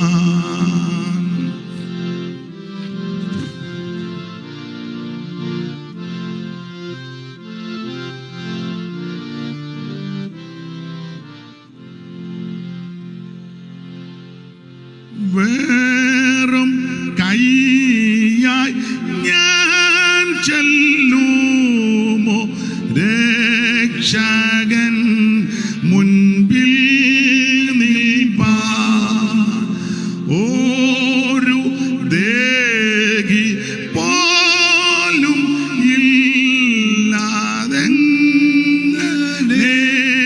വണങ്ങും ഞാൻ. വേറും കൈയായി ഞാൻ ചെല്ലുമോ രക്ഷകൻ മുൻപിൽ നിൽപ്പാൻ, ഒരു ദേഹി പോലും ഇല്ലെങ്ങനെ വണങ്ങും ഞാൻ. രക്ഷകൻ വീണ്ടെടുത്താൽ മൃത്യുവേ ഭയം ഇല്ല. ശ്വാസം പിടിച്ച് പാടാൻ മേല, വെറുങ്കയായിട്ട് ചെല്ലരുത്. അപ്പോൾ ഔസേപ്പ് പിതാവും അമ്മ മറിയവും ആ കുഞ്ഞിനെ കൈകളിൽ ഏന്തിക്കൊണ്ട് ദൈവാലയത്തിലോട്ട് ചെല്ലുക. ദൈവാലയത്തിലോട്ട് ചെല്ലുമ്പോൾ അവിടെ ഭയങ്കര മേളം നടക്കുക. ദൈവാലയത്തിൽ കൂറിന്റെ ക്രമത്തിലല്ലയോ 24 കൂറിന്റെ ക്രമത്തിൽ നിൽക്കുന്ന പുരോഹിത വൃന്ദങ്ങൾ, നറക്കനുസരിച്ച് ശുശ്രൂഷകൾ. മഹാപുരോഹിതനുണ്ട്. അപ്പോൾ അവിടെ യാഗപീഠമുണ്ട്. ആ യാഗ മൃഗത്തെ കൊണ്ടുവരുന്നുണ്ട്, ആടിനെയും കൊണ്ട് സ്തോത്രം അവറാച്ചം വരുന്നു. പിന്നെ കാളയും കൊണ്ട് കറിയാച്ചം കയറി വരുന്നു. പുരോഹിതന്മാർ മുഴുവൻ കറിയായപ്പം വരുന്നുണ്ട്, അവറായപ്പം വരുന്നുണ്ട്. അതാണ് ഇതിന്റെ ഒരു കുറക് എവർക്കുള്ളതാണ്. ആണെന്ന് ദശാംശം കൊടുക്കുന്ന അമ്മാമ്മയും ദശാംശം കൊടുക്കുന്ന അച്ചായനും കാശ് കൊടുക്കുന്ന അച്ചായനും വരുന്നത് ആ ഭാഷയുടെ നോട്ടം മുഴുവൻ. ഏച്ചാനെ കണ്ടില്ല. പക്ഷെ മണ്ടിക്കൂലിക്കായിട്ട് വരുന്ന ചിലതുണ്ട്, അതുങ്ങൾ വരാതിരിക്കുന്നതാ. ഇതുങ്ങളെല്ലാം കൂടി ഇങ്ങോട്ടെന്തിനാ കയറി വരുന്നത്? കാരണം അത് നമ്മുടെ പോക്കറ്റിൽ നിന്ന് പോകുന്നതാണ്. മറ്റേത് വന്നാൽ നമ്മുടെ പോക്കറ്റിലോട്ട് മിണ്ടുന്നില്ല. മിണ്ടുകയല്ലെന്ന് എനിക്കറിയാം, എന്തിനാ അധികം മിണ്ടുന്നേ. അല്ലേ പറയുന്ന അവർ നമ്മുടെ സഭയ്ക്ക് ഒരു അസറ്റാണ്. മറ്റേതോ അത് സഭയ്ക്ക് നാശമാണ്. അത് തന്നെ ദൈവത്തിന് വേണ്ടി അത്ര തന്നെ. ഒരു കാര്യം പറയാം, ഞാൻ ആരെയും തേജോവധം ചെയ്തതല്ല. മനുഷ്യന്റെ എല്ലാം പ്രകൃതി അതാ, ആരെയും കുറ്റക്കാരായിട്ട് പറഞ്ഞതല്ല. അപ്പോൾ ആ കാളയും കൊണ്ട് കറിയാച്ചം വരുന്നു, ആടിനെയും കൊണ്ട് അവറാച്ചം വരുന്നു. അപ്പോൾ പുരോഹിതന്മാർ ഞാൻ സഹിത എല്ലാവർക്കും കറിയാച്ചനും അവറാച്ചനും വരുന്നത്. അപ്പോൾ ആ നോട്ടം മുഴുവൻ ബേബി വരുന്നതൊന്നും വലിയ വിഷയമല്ല. ബേബിയുടെ ഈ കുറുപ്രാവ അത് ഒരു ശബ്ദത്തിനുള്ളതേ ഉള്ളൂ. അപ്പൊ ചുരുക്കി പറഞ്ഞ എല്ലാവരും ഇങ്ങനെ നിന്ന് നോക്കുമ്പോൾ ആടിനെയും കാളയൊക്കെ പിടിച്ചേ മാറ്റി നിർത്തി അതിന്റെ തോലുമൊക്കെ ഉരിഞ്ഞ് കണ്ടിച്ചേ കണ്ണമായിട്ട് നുറുക്കി നോക്കി. യാഗപീഠത്തിൽ വെക്കുന്നു, തീ കത്തിക്കുന്നു, യാഗവസ്തു ദഹിക്കുന്നു. ഏതാണ്ട് 2 മണിക്കൂർ വേണം ഒരു ഹോമയാഗം കത്തി ചാമ്പലാകാനെന്നാണ്. അതുവരെ നിൽക്കുക. ഒരു കുറക് ഈ പുള്ളിക്കുമുണ്ട്. വന്നവരെല്ലാം ഇങ്ങനെ നിന്ന് പുരോഹിതന്മാർ നിന്നങ്ങനെ ശുശ്രൂഷിക്കുക. ചുരുക്കി പറഞ്ഞാൽ അങ്ങനെ ശുശ്രൂഷിക്കുമ്പോൾ താണ്ടെ യേശുവിനെ കൈകളിലേന്തിക്കൊണ്ട് അവൻ അമ്മയും ഔസേപ്പ് പിതാവും ദൈവാലയത്തിലോട്ട് വരിക. ശ്രദ്ധിക്കണേ, ഒരൊറ്റ പുരോഹിതന്മാർ പോലും ഇവരെ ഗൗനിക്കുന്നില്ല. ഒരൊറ്റ പുരോഹിത വരേണ്യന്മാർ പോലും ഇവരെ ശ്രദ്ധിക്കുന്നില്ല. കാരണം എല്ലാം കാളെ ഉന്നം വെച്ചും ആടിനെ ഉന്നം വെച്ചും നിൽക്കുമ്പോൾ ഇവരുടെ കയ്യിൽ കുറുപ്രാവ് ഇതിൽ നിന്നൊന്നും കിട്ടാനില്ല. പെടല് പിടിച്ചൊടിച്ചേച്ച് അങ്ങോട്ട് ഒരു ശബ്ദം കേൾക്കാം, പോയാട്ടെ, അത്രേ ഉള്ളൂ. അങ്ങനെ ആണല്ലോ നമ്മുടെ ഇടയിലുമൊക്കെ ഇച്ചിരി പിടിപ്പും കാശും പുത്തനും ഒക്കെ ഉള്ള അച്ചായന്റെ തലയൊക്കെ വെച്ച് ദൂത് പറഞ്ഞാൽ അങ്ങ് തീരുകയില്ല. മോഹിനി ചില പ്രൊജക്ട് നിങ്ങൾ പുള്ളി ഉടനെ മുട്ടനാട് തലയാട്ടുമ്പോൾ ഒരവല്ലായിട്ട് പറപ്പിക്കുന്നു. നമ്മൾ മനസ്സിലായി ഏറ്റെന്ന്. പിന്നെ അങ്ങ് ദൂത് പറഞ്ഞു, ചില വിഷയങ്ങളുണ്ട്, നീ അർഹിക്കാത്ത ചിന്തിക്കാത്ത മേഖലകളിൽ കൂടി നിന്നെ നടത്തി, അതിലെ കയറ്റി റോക്കറ്റെ കയറ്റി അപ്പറ കയറ്റി നിന്നെ ചന്ദനിലിറക്കി, അവിടെ നിന്ന് പിന്നെ ചൊവ്വായി കയറ്റി ഒന്നിറക്കി. നീ ചൊവ്വാകേലെന്നുള്ളത് ശരിയാ, അത് വേറൊരു വിഷയം. ഇതെല്ലാം പറഞ്ഞ് അവന് വിളകി നമ്മൾ വിളകി ഉടനെ പാട്ടുകാർ ഓർഗണൻ ഉടനെ മൂപ്പിച്ച്. അങ്ങനെയാണല്ലോ ഇപ്പോൾ അല്ലേ? ഉടനെ അന്തരീക്ഷം കൊടുത്തു, ഉടനെ പിന്നെ ഇളകി ചുമ്മാ ഇന്ന് മേരി കയറി ഇളകി തുള്ളി. നമ്മൾ പറയും ഭയങ്കര സാന്നിധ്യം. അതൊക്കെയാ ഇപ്പോഴത്തെ പിള്ളേരുടെ ഭാഷ പറഞ്ഞ ട്രെൻഡ്. അങ്ങനെ ഇല്ലയോ മോനെ? അപ്പൊ ചുരുക്കി പറഞ്ഞാൽ ഇതെല്ലാം ഇങ്ങനെ. പക്ഷേ ഈ കാശും പുത്തനും വലിയ കഴിവില്ലാത്തവന്റെ തലയൊക്കെ വെച്ച് എന്നെ തൂത് പറയാനാ ആ സ്തോത്രം പിടിവിച്ചാട്ടെ, അപ്പോ മാറി നിൽക്കും മറ്റേ പുള്ളി വാ. അപ്പൊ അന്നും അങ്ങനെ ഇന്നും അങ്ങനെ. ഒരൊറ്റ പുരോഹിതന്മാര് പോലും അവൻ കൈകളിൽ യേശു കുഞ്ഞുമായിട്ട് നിൽക്കുന്ന യോസേപ്പിനെയും മറിയം ഗൗനിക്കുന്നില്ല, ദർശിക്കുന്നില്ല. അവരെല്ലാം നിന്നിങ്ങനെ ശുശ്രൂഷിക്കുക. കാളെ കണ്ടിക്കുന്നു, ആടിനെ കണ്ടിക്കുന്നു, രക്തം തളിക്കുന്നു, എന്ത് വേണ്ട കോലാഹലം നടന്നുകൊണ്ടിരിക്കുക. പക്ഷേ അവിടെ ഒരു സത്യം, നിർമ്മല സത്യം വിളിച്ചു പറയുന്നുണ്ട്. അല്ലയോ പുരോഹിത വരേണ്യന്മാരെ, അല്ലയോ മഹാപുരോഹിതന്മാരെ, പുരോഹിത വരേണ്യന്മാരെ, നിങ്ങൾ ഈ കാട്ടി കൂട്ടുന്നതെല്ലാം നെടല. ഈ കാളെ കണ്ടിച്ചില്ലേ, ആടിനെ കണ്ടിച്ചില്ലേ, ഇത് നെടല. സാക്ഷാൽ പൊരുളായവൻ ദൈവാലയത്തിൽ വന്നിട്ടുണ്ട്. സാക്ഷാൽ പൊരുളായവൻ, അവൻ ദൈവത്തിന്റെ ഏകജാതൻ, അവൻ ദൈവത്തിന്റെ പരമയാഗമായി തീരേണ്ട ആ നസറയനാകുന്ന യേശു ക്രിസ്തു, ദൈവത്തിന്റെ ഏകജാതൻ പാപയാഗമായി കാൽവരിയിൽ എന്നെ തേടി വന്നവൻ. ദൈവത്തിന്റെ ഏകജാതൻ പാപയാഗമായി ഓ കാൽവരിയിൽ എന്നെ തേടി വന്നവൻ. അപ്പൊ ശ്രദ്ധിക്കുക, സാക്ഷാൽ യാഗമായവൻ ദൈവാലയത്ത് വന്നിട്ടുണ്ട്. ഒരു കുഞ്ഞുങ്ങൾ പോലും ശ്രദ്ധിക്കുക. ഇന്നും അങ്ങനാന്ന്. നിങ്ങൾ ചില സഭകളും ചില ഇടങ്ങളിൽ ചിന്തിച്ച് എല്ലാവരെയും ഒന്നും എല്ലായിടത്തും കയറ്റുകയല്ലോ, കയറ്റുപോകും. പള്ളിയൊക്കെ ഭയങ്കരം പണിതിട്ടിരിക്കുക. നമ്മൾ ഞങ്ങളൊന്നുമില്ല, നിങ്ങളുടെ ആൾക്കാരുടെ പള്ളി ഇതല്ല. നിങ്ങളുടെ ആൾക്കാരുടെ പള്ളി അവിടെ നിന്ന് അങ്ങോട്ട് പോകുമ്പോൾ കുരിശ് ഒടിഞ്ഞിരിക്കുന്നൊരു പള്ളിയുണ്ടല്ലോ, ഇത് ഭയങ്കരം കുരിശ് ഞങ്ങളുടേത്. എല്ലാം തരംതിരിവല്ലേ. പെന്തിക്കോസിലും അത്ര മോശമൊന്നുമല്ല. നമ്മുടെ മെമ്പർഷിപ്പ്, നിങ്ങളുടെ ആൾക്കാർക്ക് ഇവിടെ മെമ്പർഷിപ്പ്, നിങ്ങളുടെ ആൾക്കാരെല്ലാം കൂടുന്ന ഒന്നും അറിയാൻ മേല. എല്ലാവരും അങ്ങ് ഇന്നലെ പൊട്ടി മുളച്ചതാ, സകല എണ്ണവും ഇതാ. അന്നും ഇന്നുമെല്ലാം ഒരു കുഞ്ഞുങ്ങൾ പോലും ശ്രദ്ധിക്കുന്നില്ല. പുരോഹിതന്മാരോട് വിളിച്ചു പറയുന്ന സത്യം, നിങ്ങൾ നെടലായ യാഗം നടത്തുക. സാക്ഷാൽ പൊരുളായ യാഗമായവൻ ദൈവാലയത്തിൽ വന്നിട്ടുണ്ട്.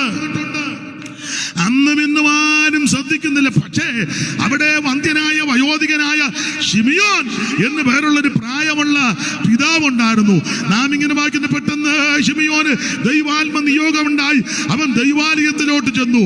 ആ ശിമിയോൻ ദൈവാലയത്തിൽ ചെന്നപ്പോൾ ആടിനെ കണ്ടിക്കുന്ന, കാളെ കണ്ടിക്കുന്ന കാഴ്ചയല്ല കണ്ടത്. അവൻ നോക്കിയപ്പോൾ യേശുവിനെ കൈകളിലേന്തി നിൽക്കുന്ന അപ്പനെ അമ്മയും കണ്ട് ഓടിച്ചെന്ന് ആ കുഞ്ഞിനെ കൈകളിലേന്തി അവൻ ദൈവത്തെ മഹത്വപ്പെടുത്തി. വായിച്ചേ, ശിമിയോൻ എന്താ പറഞ്ഞേ? വായിച്ചേ. യെരൂശലേമിൽ ശിമോൻ എന്ന് പേരുള്ള മനുഷ്യനുണ്ടായിരുന്നു. ഈ മനുഷ്യൻ നീതിമാനും ഇസ്രായേലിന്റെ ആശ്വാസത്തിനായി കാത്തിരിക്കുന്നവനുമായിരുന്നു.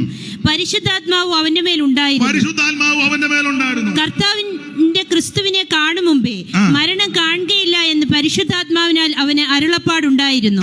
അവൻ ആത്മനിയോഗത്താൽ ദൈവാലയത്തിൽ ചെന്ന് യേശു എന്ന പൈതലിനു വേണ്ടി ന്യായപ്രമാണത്തിന്റെ ചട്ടപ്രകാരം ചെയ്യുവാൻ അമ്മയപ്പന്മാർ അവനെ അകത്തുകൊണ്ട് ചെന്നപ്പോൾ അവൻ അവനെ കൈകളിലേന്തി ശിമിയോൻ യേശു കർത്താവിനെ കൈകളിലേന്തി ദൈവത്തെ പുകഴ്ത്തി. അടുത്തത്, ഇപ്പോൾ നാഥ തിരുവചനം പോലെ നീ അടിയനെ സമാധാനത്തോടെ വിട്ടയക്കുന്നു. പിന്നെ ജാതികൾക്ക് വെളിപ്പെടുവാനുള്ള പ്രകാശവും നിന്റെ ജനമായ ഇസ്രായേലിനെ ഇസ്രായേലിന്റെ മഹത്വമായവൻ നീ സകല ജാതികളുടെയും മുമ്പിൽ ഒരുക്കിയിരിക്കുന്ന നിന്റെ രക്ഷ എന്റെ കണ്ണ് കണ്ടുവല്ലോ. ശിമിയോൻ പറയുകയാ, ഈ കൊച്ച് സാധാരണ കൊച്ചല്ല, ഇത് സകല മനുഷ്യർക്കും വേണ്ടിയുള്ള രക്ഷയാ. ഇത് രക്ഷകനാ, ഇത് രക്ഷിതാവാ, ഇത് മനുഷ്യവർഗത്തെ രക്ഷിക്കുന്നവനാ. ആ രക്ഷകനെ കരുത്തിലെടുത്ത് ദൈവത്തെ മഹത്വപ്പെടുത്തി. ആ കാര്യവും മറിയ ഹൃദയത്തിൽ സംഗ്രഹിച്ചു. 6-ാം മാസത്തിൽ ഗബ്രിയേൽ മാലാഖ നസറേത്ത് വന്ന് പറഞ്ഞല്ലോ, കൃപ ലഭിച്ചവളെ നിനക്ക് വന്ദനം, നീ ഒരു കുഞ്ഞിന് ജന്മം കൊടുക്കും. അങ്ങനല്ലേ എഴുതിയേക്കുന്ന? വായിച്ചേ. ദൂതൻ അവളുടെ അടുക്കൽ അകത്തു ചെന്നു. കൃപ ലഭിച്ചവളെ നിനക്ക് വന്ദനം, കർത്താവ് നിന്നോടുകൂടെ ഉണ്ട് എന്ന് പറഞ്ഞു. അവൾ ആ വാക്ക് കേട്ട് ഭ്രമിച്ചു. ഇതെന്തൊരു വന്ദനം! ദൂതൻ അവളോട് മറിയേ ഭയപ്പെടേണ്ട, നിനക്ക് ദൈവത്തിന്റെ കൃപ ലഭിച്ചു. നീ ഗർഭം ധരിച്ചൊരു മകനെ പ്രസവിക്കും. അവൻ യേശു എന്ന് പേരിടണം. മത്തായി ചേർത്ത് പഠിക്കുക, ദൈവം നമ്മോട് കൂടെയാണ് എന്നർത്ഥമുള്ള ഇമ്മാനുവേൽ. ആ കാര്യവും മറിയ ഹൃദയത്തിൽ സംഗ്രഹിച്ചു എന്ന് പറഞ്ഞാൽ, ഗബ്രിയേൽ മാലാഖ വന്ന് പറഞ്ഞ കാര്യവും മറിയ ഹൃദയത്തിൽ സംഗ്രഹിച്ചു. ആട്ടിടയന്മാര് വന്ന് പറഞ്ഞ കാര്യവും മറിയ ഹൃദയത്തിൽ സംഗ്രഹിച്ചു. പിന്നെ ശിമയോൻ പറഞ്ഞ കാര്യവും മറിയ ഹൃദയത്തിൽ സംഗ്രഹിക്കണം. എലീശബത്ത് വന്ന് പറഞ്ഞ കാര്യമുണ്ട്. എലീശബത്ത് എന്നാ പറഞ്ഞ? 2-ാം അധ്യായം എടുത്ത് ലൂക്കോസ് 2-ാം അധ്യായത്തിന് 41 വായിച്ച്. എലീശബത്ത് എന്തുവാ പറഞ്ഞത്? അവന്റെ അമ്മയപ്പന്മാർ ആണ്ടുതോറും പെസഹ പെരുന്നാളിന് യെരൂശലേമിലേക്ക് പോകും. അവന് 12 വയസ്സായപ്പോൾ അവർ പതിവ് പോലെ പെരുന്നാളിന് പോയി. പെരുന്നാൾ കഴിഞ്ഞ് മടങ്ങി പോരുമ്പോൾ ബാലനായ യേശു യെരൂശലേമിൽ താമസിപ്പിച്ചു. അമ്മയപ്പന്മാരോ അറിഞ്ഞില്ല. സഹയാത്രിയുടെ കൂട്ടത്തിൽ ഉണ്ടായിരിക്കുമെന്ന് അവർ ഊഹിച്ചിട്ട് ഒരു ദിവസത്തെ വഴി പോന്നു. പിന്നെ അവനെ ബന്ധുക്കളുടെയും പരിചയക്കാരുടെയും ഇടയിൽ തിരഞ്ഞു. കാണാഞ്ഞിട്ട് അവനെ അന്വേഷിച്ചുകൊണ്ട് യെരൂശലേമിലേക്ക് മടങ്ങിപ്പോയി. 3 നാൾ കഴിഞ്ഞ ശേഷം അവൻ ഏതാ വായിക്കുന്നേ? 1:41 മറിയയുടെ വന്ദനം എലിസബത്ത് കേട്ടപ്പോൾ പിള്ള അവളുടെ ഗർഭത്തിൽ മുമ്പേ വായിച്ചതോ? 2:41. വേദപുസ്തകം ആയതുകൊണ്ട് ഞാനൊന്നും പറയുന്നില്ല. 1:41 മറിയയുടെ വന്ദനം എലിസബത്ത് കേട്ടപ്പോൾ, മറിയയുടെ വന്ദനം എലീശബത്ത് കേട്ടപ്പോൾ പിള്ള അവളുടെ ഗർഭത്തിൽ തുള്ളി. പിള്ള അവളുടെ ഗർഭത്തിൽ തുള്ളി. എലിസബത്ത് പരിശുദ്ധാത്മാവ് നിറഞ്ഞവളായി ഉച്ചത്തിൽ വിളിച്ചു പറഞ്ഞത്, സ്ത്രീകളിൽ നീ അനുഗ്രഹിക്കപ്പെട്ടവൾ, നിന്റെ ഗർഭഫലവും അനുഗ്രഹിക്കപ്പെട്ടവൾ എന്ന് പറഞ്ഞാൽ എലീശബത്ത് പരിശുദ്ധാത്മാവിൽ നിറഞ്ഞു പറയാം, മറിയേ നിന്റെ ഗർഭഫലം അനുഗ്രഹിക്കപ്പെട്ടതാ. അതും മറിയ ഹൃദയത്തെ സംഗ്രഹിച്ചു. ആമേൻ. യേശു കർത്താവാ. ആ കാര്യം എലീശബത്ത് പരിശുദ്ധാത്മാവിൽ നിറഞ്ഞു പറഞ്ഞു. അതും മറിയ ഹൃദയത്തിൽ സംഗ്രഹിച്ചു. ഓടിച്ചു പറയാം. വിദ്വാൻമാര് വന്ന് പറഞ്ഞ കാര്യമുണ്ട്. വിദ്വാൻമാര് എന്തുവാ? വായിച്ചേ, മത്തായി 2:1 മുതൽ വായിച്ചേ. വിദ്വാൻമാര് പറഞ്ഞ കാര്യം. ഹെരോദ രാജാവിന്റെ കാലത്ത് യേശു യഹൂദയിലെ ബേത്ലഹേമിൽ ജനിച്ച ശേഷം കിഴക്ക് നിന്ന് വിദ്വാൻമാർ യെരൂശലേമിലെത്തി. യഹൂദന്മാരുടെ രാജാവ് പിറന്നവൻ. അപ്പോൾ ഇത് ആരാന്ന് ചോദിച്ചാൽ യഹൂദന്മാരുടെ രാജാവാ. അതും മറിയ ഹൃദയത്തിൽ സംഗ്രഹിച്ചു. ചുമ്മാ യോഗത്തിനിരുന്നേച്ച് വീട്ടിൽ പോയാൽ പോരെ, ഇതെല്ലാം സംഗ്രഹിച്ചു വെക്കണം. യഹൂദന്മാരുടെ രാജാവായി പിറന്നവൻ എവിടെ? യൂദകുലപാലകനായി പിറന്ന രാജാവേ, യൂദകുലപാലകനായി പിറന്ന രാജാവേ, വീണ്ടും മോദമോടി മേദിനിയിൽ വരുന്ന രാജാവേ, വീണ്ടും മോദമോടി മേദിനിയിൽ.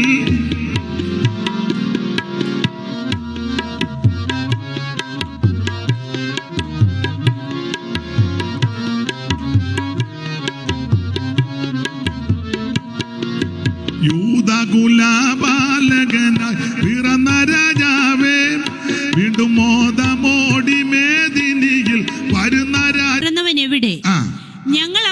നക്ഷത്രം കിഴക്ക് കണ്ട് അവനെ നമസ്കരിപ്പാൻ എന്ന് പറഞ്ഞാൽ അവിടുന്ന് ആരാധനയ്ക്ക് യോഗ്യനാ, ഞങ്ങൾ അവനെ നമസ്കരിക്കാൻ വന്നിരിക്കുക.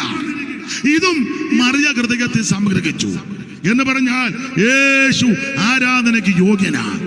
യേശു മാത്രമാണ് ആരാധനയ്ക്ക് യോഗ്യൻ. കുഞ്ഞാടെ നീ യോഗ്യൻ, നീ അറുക്കപ്പെട്ടു.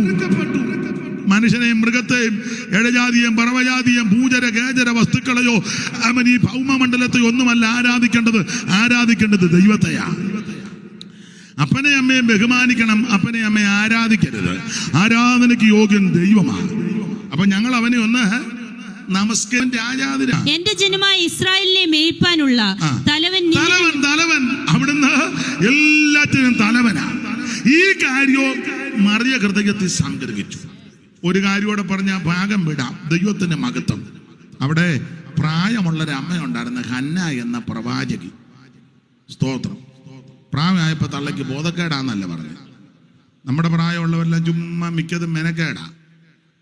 പിച്ചുമ്പേയും പറയുക, ആവശ്യമില്ലാത്ത എല്ലാം പറയുകയും ചുമ്മാ കിടന്ന് അലറുകയും കൂവുകയും ഓടിവായോ. മിക്കതും എന്നാൽ നല്ല പ്രത്യാശയുള്ള അമ്മമാരുണ്ട് കേട്ടോ. ഉണ്ട്, നല്ല പ്രത്യാശയുള്ള അമ്മമാരുണ്ട്, നല്ല അമ്മമാരുണ്ട്. ഈയിടെ ഞാനൊരു അമ്മ, ഞങ്ങൾ പിന്നെ ഷൂപ്പാസുമായിട്ട് ചെന്നപ്പോൾ അമ്മ എന്തോ പ്രത്യാശയാണ്. എന്നോട് പറഞ്ഞ് ഞാൻ മരിക്കാനായിട്ട് ഒരുങ്ങിയിരിക്കുക, ചട്ടയും മുണ്ടും എല്ലാം എടുത്ത് വെച്ചിട്ടുണ്ട്, എന്നെ പുതപ്പിക്കേണ്ട തുണി, തലയെ കെട്ടേണ്ടത്, പിന്നെ ചെയ്യേണ്ട കാര്യങ്ങളെല്ലാം. കഴിഞ്ഞ ദിവസം ഞങ്ങളൊരു ശവസംസ്കാരത്തിന് പോയി. അപ്പോൾ അത് ആ മരിച്ച ദൈവദാസനെ പറ്റി പറഞ്ഞു. അദ്ദേഹം മരിക്കുന്നതിന് മുന്നേ എല്ലാം ക്രമപ്പെടുത്തിയേച്ചാണ് പോയത്. ഡ്രസ്സ് ധരിക്കുന്നത്, ആര് പ്രസംഗിക്കണം, എന്തോ പ്രസംഗിക്കണം, അത് ആർക്കൊക്കെ സമയം കൊടുക്കണം, ആരാണ് അധ്യക്ഷനായിട്ടിരിക്കേണ്ടത്, എന്നെ കൊണ്ട് പാട്ടുകാരാരാണ്, സയോൺ സിംഗേഴ്സിനെ വിളിക്കണം. പുള്ളി ഇതെല്ലാം അതുപോലെ ചെയ്യുകയും ചെയ്തു. അവരെ വിളിക്കണം, ഇന്നതുപോലൊക്കെ ചെയ്യണം, ഇന്ന പാരീഷ് കാളെടുത്ത് അവിടെ വേണം ഡെഡ് ബോഡി, അവിടെ കൊണ്ടുവച്ചു. ഞാൻ അവിടെ പോയാൽ കൊണ്ടുവെക്കണം. ഒത്തിരി കാര്യങ്ങൾ പുള്ളി പറഞ്ഞു. അതെല്ലാം പുള്ളി പറഞ്ഞേച്ചാ പോയി. അങ്ങനെയൊക്കെ എന്തോ നല്ല മരണമാണ്. ഒന്നും മിണ്ടാതിരിക്കുകയും ചെയ്യും. തീർന്നു. ഇനി എന്നാ പോലും എവിടെ കൊണ്ടുവെക്കുമെന്നോ എന്നാ ചെയ്യുമെന്നോ പിന്നെ കിടന്ന് കുഴയുക. കാര്യമെല്ലാം പറഞ്ഞ് ഇപ്പം തന്നെ ഇരിപ്പ് കണ്ടിട്ട് പരുവക്കേടാ. അതുകൊണ്ട് ഇന്ന് രാത്രി തന്നെ പിള്ളേരോട് കാര്യമല്ല, ഇനി പിള്ളേരടുത്തില്ലെങ്കിൽ ഒരു വലിയ 200 പേജിൻ്റെ ബുക്കെടുത്ത് എഴുതി വെക്കണം. പോകുമെന്നുള്ളത് ഉറപ്പാ. ഒരു തർക്കവും ഇരിപ്പ് കാണുമ്പോൾ എനിക്കറിയാം. സൂക്ഷം നീ പോയിരിക്കും. പക്ഷെ പോകുന്നതിന് മുന്നേ ഒരുങ്ങണം. അങ്ങനെയുള്ള ധാരാളം ആൾക്കാരുണ്ട്. വേറൊരു അമ്മയുണ്ടായിരുന്നു, മരിക്കുന്നതിന് മുന്നേ എന്നോടും കൂടെ കാര്യമൊക്കെ പറഞ്ഞു ഇന്ന കാര്യം എന്നൊക്കെ പറഞ്ഞ് എല്ലാം കൃത്യം പറഞ്ഞേച്ച് അമ്മ കല്ലറയും ശരിയാക്കി ആ കല്ലറയുടെ മേളിൽ വെക്കേണ്ട ഇത് ഗ്രാനൈറ്റിൽ പേര് എഴുതി, ജനന തീയതി എഴുതി. മരിച്ചത് അമ്മ എഴുതിയില്ല. എന്നോട് പറഞ്ഞു നിങ്ങൾ എഴുതിയാൽ മതി എന്ന് പറഞ്ഞു. തമാശ പറഞ്ഞതല്ല. ഞാൻ എൻ്റെ മൊബൈലിനകത്ത് അതിൻ്റെ ഫോട്ടോ വരെ എടുത്ത് വെച്ചിട്ടുണ്ട്. എന്നിട്ട് കല്ല് കൊണ്ടുവന്ന് അമ്മയെ കൊണ്ട് കാണിച്ചിട്ട് ഇങ്ങനെ പോരെയെന്ന്. അത് മതി അവിടെ വെച്ചേക്കാൻ പറഞ്ഞു. ഞങ്ങൾക്കൊരു അച്ചാമ്മ കൊച്ചമ്മയുണ്ടായിരുന്നു, ഷൂ പാസ്റ്റർക്കും അറിയാം. അവിടെ ചെന്നപ്പോൾ എന്നോട് പറഞ്ഞ് ഞാൻ മരിക്കുമ്പോൾ 42 പാട്ട് പാടണം. എന്നോട് പറഞ്ഞതാ. പാട്ടെല്ലാം സെലക്ട് ചെയ്ത് തന്നിൻ്റെ പേപ്പർ തന്നു, ലിസ്റ്റ് തന്നു. ഞാൻ പറഞ്ഞു തള്ള ഇത് 42 പാടണേ, നിങ്ങൾ 2 ദിവസമെങ്കിലും രാത്രി ഇവിടെ വെക്കണം. ഇത് മൊത്തം പാടണ്ടായി. 2 ദിവസമെങ്കിലും ഇവിടെ വെക്കണം. പിന്നെ 2 ദിവസമൊന്നും വെച്ചില്ല. പിന്നെ 42 പാടാനൊന്നും നേരം കിട്ടിയില്ലെങ്കിലും 4-5 പാട്ട് ഞാൻ പാടി. നല്ല പ്രത്യാശയോടെ എൻ്റെ ഈ ദേഹത്ത് ഇന്ന ഡ്രസ്സ് ഇടണം, വെള്ള പൂക്കൾ വെക്കണം, ഇന്നതുപോലെ എല്ലാം അവരുടെ ആഗ്രഹമാണ്. എല്ലാം പറഞ്ഞ് ക്രമപ്പെടുത്തി വെച്ചാ പോയത്. വേറൊരു അപ്പച്ചനുണ്ടായിരുന്നു, പുള്ളി മരിക്കാൻ നേരത്ത് മരിക്കുന്നതിന് മുന്നേ പിള്ളേരുടെ പറഞ്ഞു, എടാ സജി ഞാൻ മരിക്കാറായി, എനിക്ക് വീടിൻ്റെ മുറ്റത്ത് 5 ദിവസം യോഗം നടത്തണം. 5 ദിവസം പന്തലിട്ട് യോഗം നടത്തണം. ഒരു കുഴപ്പമില്ലാത്ത സമയത്താണ് പറഞ്ഞേ. പിള്ളേർ കുവൈറ്റിൽ നിന്നൊക്കെ വന്ന് വീടിൻ്റെ മുറ്റത്ത് പന്തലിട്ട് 5 ദിവസം യോഗം, ശക്തമായ യോഗം നടന്നു. യോഗം കഴിഞ്ഞതിൻ്റെ പിറ്റേന്ന് അപ്പച്ചൻ മരിച്ചു. ആ പന്തൽ വെച്ച ശുശ്രൂഷകൾ ചെയ്തത്. ഇവിടെ ഞാൻ വണ്ടിയെ പോയപ്പോരെ കാണിച്ചതാണ്ട് ഇതായിരുന്നു ആ വീട്. എന്നെ എല്ലാവരും ഇങ്ങനെ വെപ്രാളം കയറിയിരിക്കുന്നത്. യാകുന്നതിന് മുന്നേ കാര്യമെല്ലാം ക്രമീകരിച്ച്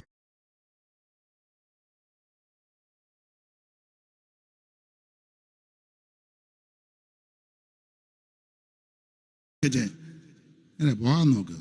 അമ്മ ഇവിടെ നിന്ന് ചൂടുവെള്ളം കുടിച്ച് മെനക്കോടൊപ്പിക്കാതെ മരിക്കുമെന്ന് മരിക്കല്ലേ ഒരുങ്ങണമെന്നായി പറഞ്ഞത്. എല്ലാവരും ഒരുങ്ങണം. അപ്പോൾ പ്രായമുള്ളവര് നല്ല ആൾക്കാരുണ്ട്, സ്തോത്രം, നല്ല രീതിയിൽ ഇടപെടും. ചിലക്ക് പ്രായമായ മരുമകളുടെ നുണയും കൊതിയായിരുന്നു പറയാൻ. അവള് കാപ്പി എടുക്കാൻ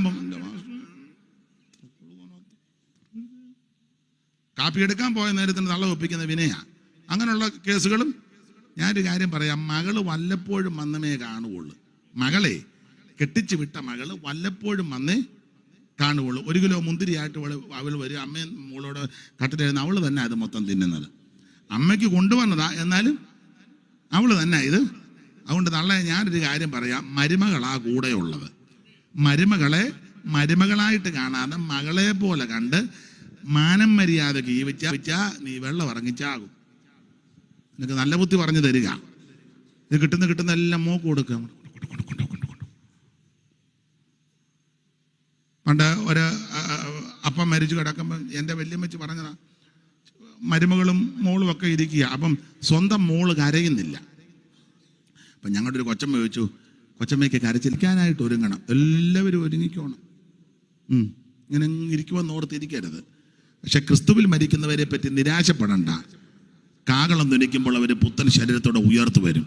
അതെ, പ്രായമുള്ളത് പറഞ്ഞങ്ങ് നിർത്താം. പ്രായമുള്ള ഒരമ്മ ഹന്ന എന്ന പ്രവാചകി, ആ അമ്മ പറഞ്ഞ കാര്യം എന്തോ ലൂക്കോസിന്റെ സുവിശേഷം 2-ാം അധ്യായത്തിന്റെ 36-ാമത്തെ വാക്യമല്ലേ വായിച്ചേ? ആശേർ ഗോത്രത്തിൽ ഫനൂവേലിന്റെ മകളായ ഹന്ന എന്നൊരു പ്രവാചകി ഉണ്ടായിരുന്നു. പിന്നെ അവൾ കന്യാകാലത്തിൽ പിന്നെ ഭർത്താവിനോടുകൂടെ 7 സംവത്സരം കഴിച്ച് 84 സംവത്സരം വിധവയും വളരെ വയസ്സു ചെന്നവളുമായി ദൈവാലയം വിട്ട് പിരിയാതെ ഉപവാസത്തോടും പ്രാർത്ഥനയോടും കൂടെ രാവും പകലും ആരാധന. പ്രായമുള്ള അമ്മമാർക്കെല്ലാം നല്ല മാതൃകയായി അമ്മച്ചി, നല്ലൊരു മാതൃകയുള്ള അമ്മ. പിന്നെ വായിച്ചേ, ആ നാഴികയിൽ അവളും അടുത്തു നിന്ന് ദൈവത്തെ സ്തുതിച്ചു.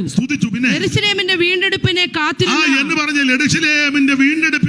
കാത്തിരുന്ന എല്ലാവരോടും അവനെ കുറിച്ച് പ്രസ്താവിച്ചു. എന്ന് പറഞ്ഞാൽ അവൻ ആരാന്ന് അമ്മ പറഞ്ഞതിന്റെ ആശയം, ഇവൻ വീണ്ടെടുപ്പുകാരനാ. ദൈവത്തിന്റെ മകത്ത് ആ വാർത്തയും മറിയ ഹൃദയത്തിൽ സംഗ്രഹിച്ചു. ഞാൻ ഓടിച്ചങ്ങ് നിർത്താം. ദൈവത്തിന്റെ മകത്വം. ഗബ്രിയേൽ മാലാഖ വന്ന് പറഞ്ഞ കാര്യം മറിയ ഹൃദയത്തിൽ സംഗ്രഹിച്ചു. ആട്ടിടയന്മാര് വന്ന് പറഞ്ഞ കാര്യവും മറിയ ഹൃദയത്തിൽ സംഗ്രഹിച്ചു. വിദ്വാൻമാര് വന്ന് പറഞ്ഞ കാര്യവും മറിയ ഹൃദയത്തിൽ സംഗ്രഹിച്ചു. ശിമയോൻ വന്ന് പറഞ്ഞ കാര്യവും മറിയ ഹൃദയത്തിൽ സംഗ്രഹിച്ചു. എലീശബത്ത് പറഞ്ഞ കാര്യവും മറിയ ഹൃദയത്തിൽ സംഗ്രഹിച്ചു. ഹന്ന എന്ന് പറയുന്ന അമ്മ പറഞ്ഞ കാര്യവും മറിയ ഹൃദയത്തിൽ സംഗ്രഹിച്ചു. ഇതെല്ലാം ഹൃദയത്തിൽ സംഗ്രഹിച്ച് വെച്ചത് കൊണ്ടാ വീഞ്ഞു തീർന്ന പ്രശ്നം വന്നപ്പോൾ സൂക്ഷം യേശുവിൻ്റെ അടുക്ക വന്നേ. യേശുവിൻ്റെ അടുക്ക വന്ന് പറയാ, നീ ഇത് ചെയ്യുവാനും പ്രവർത്തിക്കുവാനും കഴിവുള്ളവനാണെന്ന് എനിക്ക് നല്ല ഉറപ്പുണ്ട്. നീ സാധാരണ ഒരു വ്യക്തിത്വമല്ല, നീ സർവശക്തനായ ദൈവമാണ്. തീത്തോസ് പറഞ്ഞിരിക്കുന്നത്, മഹാദൈവവും നമ്മുടെ രക്ഷിതാവുമാകുന്ന യേശുക്രിസ്തു, യേശുക്രിസ്തു ഏകദൈവം, യേശുക്രിസ്തു നിത്യദൈവം, യേശുക്രിസ്തു സത്യദൈവം, യേശുക്രിസ്തു ജീവനുള്ള ദൈവം, യേശുക്രിസ്തു ഏകരക്ഷകൻ, യേശുക്രിസ്തു ലോകരക്ഷകൻ, യേശുക്രിസ്തു മാത്രം രക്ഷകൻ. ഈ കാര്യം ഹൃദയത്തിൽ ഇരുന്നത് കൊണ്ടാ അവൻ പ്രശ്നം വന്നപ്പോൾ യേശുവിന്റെ അടുക്ക വന്ന് പറഞ്ഞത്. യേശു പച്ചവെള്ളത്തെ വീഞ്ഞാക്കി. ഞാനൊരു കാര്യം ഇവിടെ പറയാം. ആ ഭാഗത്ത് നിന്ന് ഈ മറിയ നല്ല വിവരമുള്ള ഒരു അമ്മയാ. ഇങ്ങനത്തെ അമ്മമാരെ കണ്ടു കിട്ടുന്നത് വളരെ ചുരുക്കമാണ്. ഇതുപോലെ ഈ സാധാരണ മറിയനെ ചിലരെ ആക്ഷേപിക്കും, ഇതുപോലെ അന്തസ്സുള്ള വിവരമുള്ള അറിവുള്ള പക്വതയുള്ള പരിജ്ഞാനമുള്ള വിവേകമുള്ള തന്മയത്വമുള്ള നല്ല ആഢ്യത്വമുള്ള പക്വത വന്ന ഒരമ്മ വേറെ ഇല്ല. വന്നിട്ടുണ്ട്. സാക്ഷാൽ പൊരുളായവൻ, അവൻ ദൈവത്തിന്റെ ഏകജാതൻ, അവൻ ദൈവത്തിന്റെ പരമയാഗമായി തീരേണ്ട ആ നസറയനാകുന്ന യേശുക്രിസ്തു, ദൈവത്തിന്റെ ഏകജാതൻ പാപയാഗമായി കാൽവരിയിൽ എന്നെ തേടി വന്നവൻ, ദൈവത്തിന്റെ ഏകജാതൻ പാപയാഗമായി ഓ കാൽവരിയിൽ തേടി വന്നവൻ. അപ്പൊ ശ്രദ്ധിക്കുക, സാക്ഷാൽ യാഗമായവൻ ദൈവാലയത്ത് വന്നിട്ടുണ്ട്. ഒരു കുഞ്ഞുങ്ങളെ പോലെ ശ്രദ്ധിക്കുക. ഇന്നും അങ്ങനാന്ന്. നിങ്ങൾ ചില സഭകളും ചില ഇടങ്ങളിൽ ചിന്തിച്ച് എല്ലാവരെയും ഒന്നും എല്ലായിടത്തും കയറ്റുകയല്ലോ. കയറ്റുമോ? പള്ളിയൊക്കെ ഭയങ്കരം പണിതിട്ടിരിക്കുക. നമ്മൾ ഞങ്ങൾ ഒന്നുമില്ല. നിങ്ങളുടെ ആൾക്കാരുടെ പള്ളി ഇതല്ല. നിങ്ങളുടെ ആൾക്കാരുടെ പള്ളി അവിടെ നിന്ന് അങ്ങോട്ട് പോകുമ്പോൾ കുരിശ് ഒടിഞ്ഞിരിക്കുന്ന ഒരു പള്ളിയുണ്ടല്ലോ. ഇത് ഭയങ്കര കുരിശ് ഞങ്ങളുടേത്. എല്ലാം തരംതിരിവല്ലേ. പെന്തിക്കോസിലും അത്ര മോശമൊന്നുമല്ല. നമ്മൾ മെമ്പർഷിപ്പ്, നിങ്ങളുടെ ആൾക്കാർക്ക് ഇവിടെ മെമ്പർഷിപ്പ്, അത് നിങ്ങളുടെ ആൾക്കാരെല്ലാം കൂടുന്നേ ഒന്നും അറിയാൻ മേല. എല്ലാവരും അങ്ങ് ഇന്നലെ പൊട്ടി മുളച്ചതാ, സകല എണ്ണോ ഇതാ. അന്ന് ഇന്നുമെല്ലാം ഒരു കുഞ്ഞുങ്ങൾ പോലും ശ്രദ്ധിക്കുന്നില്ല. പുരോഹിതന്മാരോട് വിളിച്ചു പറയുന്ന സത്യം, നിങ്ങൾ നിഴലായ യാഗം നടത്തുക, സാക്ഷാൽ പൊരുളായ യാഗമായവൻ ദൈവാലയത്തിൽ വന്നിട്ടുണ്ട്. അന്നും ഇന്നും ആരും ശ്രദ്ധിക്കുന്നില്ല. പക്ഷേ അവിടെ വന്ധ്യനായ വയോധികനായ ശിമിയോൻ എന്ന് പേരുള്ളൊരു പ്രായമുള്ള പിതാവുണ്ടായിരുന്നു. നാം ഇങ്ങനെ വായിക്കുന്ന, പെട്ടെന്ന് ശിമിയോന് ദൈവാത്മ നിയോഗമുണ്ടായി. അവൻ ദൈവാലയത്തിലോട്ട് ചെന്നു. ആ ശിമിയോൻ ദൈവാലയത്തിൽ ചെന്നപ്പോൾ ആടിനെ കണ്ടിക്കുന്ന, കാളെ കണ്ടിക്കുന്ന കാഴ്ചയല്ല കണ്ടത്. അവൻ നോക്കിയപ്പോൾ യേശുവിനെ കൈകളിലേന്തി നിൽക്കുന്ന അപ്പനെ അമ്മയും കണ്ട് ഓടിച്ചെന്ന് ആ കുഞ്ഞിനെ കൈകളിലേന്തി അവൻ ദൈവത്തെ മഹത്വപ്പെടുത്തി. വായിച്ചേ, ശിമിയോൻ എന്താ പറഞ്ഞേ? വായിച്ചേ. യെരൂശലേമിൽ ശിമോൻ എന്ന് പേരുള്ള മനുഷ്യനുണ്ടായിരുന്നു. ഈ മനുഷ്യൻ നീതിമാനും ഇസ്രായേലിന്റെ ആശ്വാസത്തിനായി കാത്തിരിക്കുന്നവനുമായിരുന്നു. പരിശുദ്ധാത്മാവ് അവന്റെ മേൽ ഉണ്ടായിരുന്നു. കർത്താവിന്റെ ക്രിസ്തുവിനെ കാണും മുമ്പേ മരണം കാണുകയില്ല എന്ന് പരിശുദ്ധാത്മാവിനാൽ അവന് അരുളപ്പാടുണ്ടായിരുന്നു. അവൻ ആത്മനിയോഗത്താൽ ദൈവാലയത്തിൽ ചെന്ന് യേശു എന്ന പൈതലിനു വേണ്ടി ന്യായപ്രമാണത്തിന്റെ ചട്ടപ്രകാരം ചെയ്യുവാൻ അമ്മയപ്പന്മാർ അവനെ അകത്തു കൊണ്ടു ചെന്നപ്പോൾ അവൻ അവനെ കൈകളിലേന്തി കർത്താവിനെ കൈകളിലേന്തി ദൈവത്തെ പുകഴ്ത്തി. അടുത്തത്, ഇപ്പോൾ നാഥ തിരുവചനം പോലെ നീ അടിയനെ സമാധാനത്തോടെ വിട്ടയക്കുന്നു. പിന്നെ ജാതികൾക്ക് വെളിപ്പെടുവാനുള്ള പ്രകാശവും നിന്റെ ജനമായ ഇസ്രായേലിനെ മഹത്വവുമായവൻ നീ സകല ജാതികളുടെയും മുമ്പിൽ ഒരുക്കിയിരിക്കുന്ന നിന്റെ രക്ഷ എന്റെ കണ്ണ് കണ്ടുവല്ലോ എന്ന് ശിമിയോൻ പറയുകയാ, ഈ കൊച്ച് സാധാരണ കൊച്ചല്ല, ഇത് സകല മനുഷ്യർക്കും വേണ്ടിയുള്ള രക്ഷയാ. ഇത് രക്ഷകനാ, ഇത് രക്ഷിതാവാ, ഇത് മനുഷ്യവർഗത്തെ രക്ഷിക്കുന്നവനാ. ആ രക്ഷകനെ കരുത്തിലെടുത്ത് ദൈവത്തെ മഹത്വപ്പെടുത്തി. ആ കാര്യവും മറിയ ഹൃദയത്തിൽ സംഗ്രഹിച്ചു. 6-ാം മാസത്തിൽ ഗബ്രിയേൽ മാലാഖ നസറേത്തിൽ വന്ന് പറഞ്ഞല്ലോ, കൃപ ലഭിച്ചവളെ നിനക്ക് വന്ദനം, നീ ഒരു കുഞ്ഞിന് ജന്മം കൊടുക്കും. അങ്ങനല്ലേ എഴുതിയേക്കുന്ന? വായിച്ചേ. ദൂതൻ അവളുടെ അടുക്കൽ അകത്തു ചെന്നു, കൃപ ലഭിച്ചവളെ നിനക്ക് വന്ദനം, കർത്താവ് നിന്നോടുകൂടെ ഉണ്ട് എന്ന് പറഞ്ഞു. അവൾ ആ വാക്ക് കേട്ട് ഭ്രമിച്ചു. ഇതെന്തൊരു വന്ദനം! ദൂതൻ അവളോട് മറിയേ ഭയപ്പെടേണ്ട, നിനക്ക് ദൈവത്തിന്റെ കൃപ ലഭിച്ചു. നീ ഗർഭം ധരിച്ചൊരു മകനെ പ്രസവിക്കും. അവൻ യേശു എന്ന് പേരിടണം. മത്തായി ചേർത്ത് പഠിക്കുക, ദൈവം നമ്മോട് കൂടെയാണ് എന്നർത്ഥമുള്ള ഇമ്മാനുവേൽ. ആ കാര്യവും മറിയ ഹൃദയത്തിൽ സംഗ്രഹിച്ചു എന്ന് പറഞ്ഞാൽ, ഗബ്രിയേൽ മാലാഖ വന്ന് പറഞ്ഞ കാര്യവും മറിയ ഹൃദയത്തിൽ സംഗ്രഹിച്ചു. ആട്ടിടയന്മാര് വന്ന് പറഞ്ഞ കാര്യവും മറിയ ഹൃദയത്തിൽ സംഗ്രഹിച്ചു. പിന്നെ ശിമയോൻ പറഞ്ഞ കാര്യവും മറിയ ഹൃദയത്തിൽ സംഗ്രഹിക്കണം. എലീശബത്ത് വന്ന് പറഞ്ഞ കാര്യമുണ്ട്. എലീശബത്ത് എന്നാ പറഞ്ഞ? 2-ാം അധ്യായം എടുത്ത ലൂക്കോസ് 2-ാം അധ്യായത്തിന്റെ 41 വായിച്ചേ. എലീശബത്ത് എന്തുവാ പറഞ്ഞത്? അവന്റെ അമ്മയപ്പന്മാർ ആണ്ടുതോറും പെസഹ പെരുന്നാളിന് യെരൂശലേമിലേക്ക് പോകും. അവന് 12 വയസ്സായപ്പോൾ അവർ പതിവ് പോലെ പെരുന്നാളിന് പോയി. പെരുന്നാൾ കഴിഞ്ഞു മടങ്ങി പോരുമ്പോൾ ബാലനായ യേശു യെരൂശലേമിൽ താമസിപ്പിച്ചു. അമ്മയപ്പന്മാരോ അറിഞ്ഞില്ല. സഹയാത്രിയുടെ കൂട്ടത്തിൽ ഉണ്ടായിരിക്കുമെന്ന് അവർ ഊഹിച്ചിട്ട് ഒരു ദിവസത്തെ വഴി പോന്നു.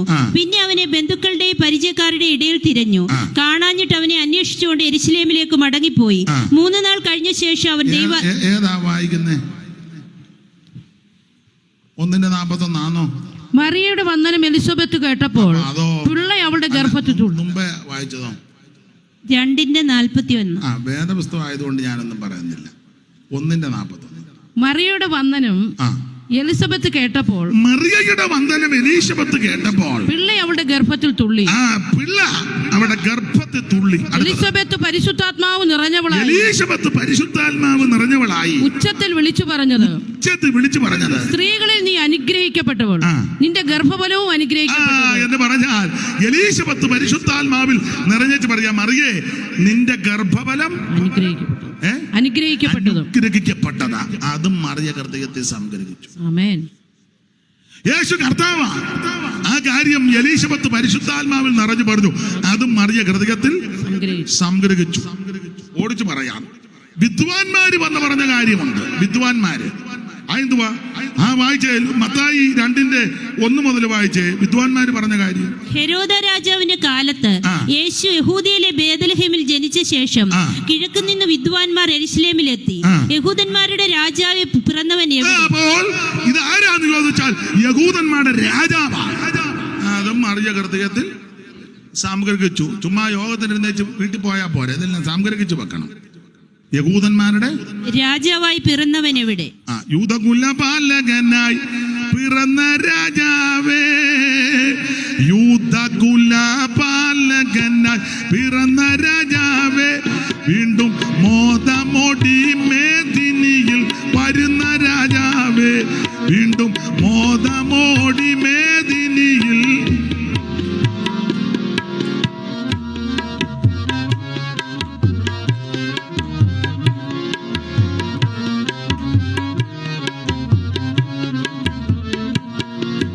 യൂദകുലപാലകനായി പിറന്ന രാജാവേ, വീണ്ടും മോദമോടി മേദിനിയിൽ വരുന്ന രാജാവേ, വീണ്ടും മോദമോടി മേദിനിയിൽ വരുന്ന രാജാവേ.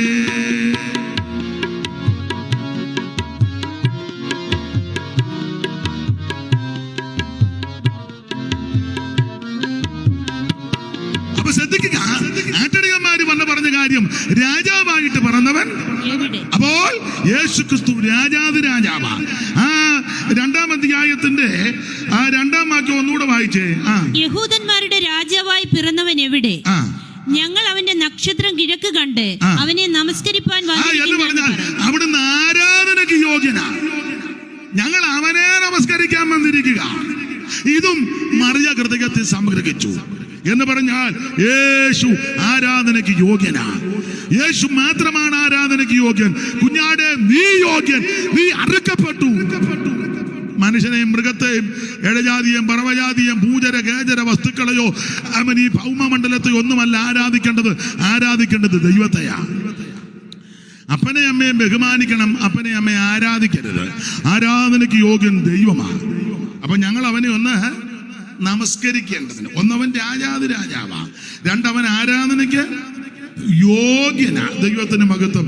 2:6 അവൻ തലവനാന്നാ എഴുതിയേക്കുന്നത്. വായിച്ചേ 2:6. യഹൂദ്യ ദേശത്തിലെ ബേത്ലഹേമേ, നീ യഹൂദ്യ പ്രഭുക്കന്മാരിൽ ഒട്ടും ചെറുതല്ല. എന്റെ ജനമായ ഇസ്രായേലിനെ മേയ്പ്പാനുള്ള തലവൻ. അവിടുന്ന് എല്ലാത്തിനും തലവനാ. ഈ കാര്യവും മറിയ ഹൃദയത്തിൽ സംഗ്രഹിച്ചു. ഒരു കാര്യത്തോടെ പറഞ്ഞ ഭാഗം വിടാം. ദൈവത്തിന്റെ മഹത്വം. അവിടെ പ്രായമുള്ളൊരു അമ്മയുണ്ടായിരുന്ന ഹന്ന എന്ന പ്രവാചകി. സ്തോത്രം. പ്രായമായപ്പോൾ തള്ളയ്ക്ക് ബോധക്കേടാന്നല്ല പറഞ്ഞത്. നമ്മുടെ പ്രായമുള്ളവരെല്ലാം ചുമ്മാ മിക്കതും മെനക്കേടാ. പിച്ചുമ്പേയും പറയുക, ആവശ്യമില്ലാത്തതെല്ലാം പറയുകയും ചുമ്മാ കിടന്ന് അലറുകയും കൂവുകയും ഓടിവായോ. മിക്കതും. എന്നാൽ നല്ല പ്രത്യാശയുള്ള അമ്മമാരുണ്ട് കേട്ടോ.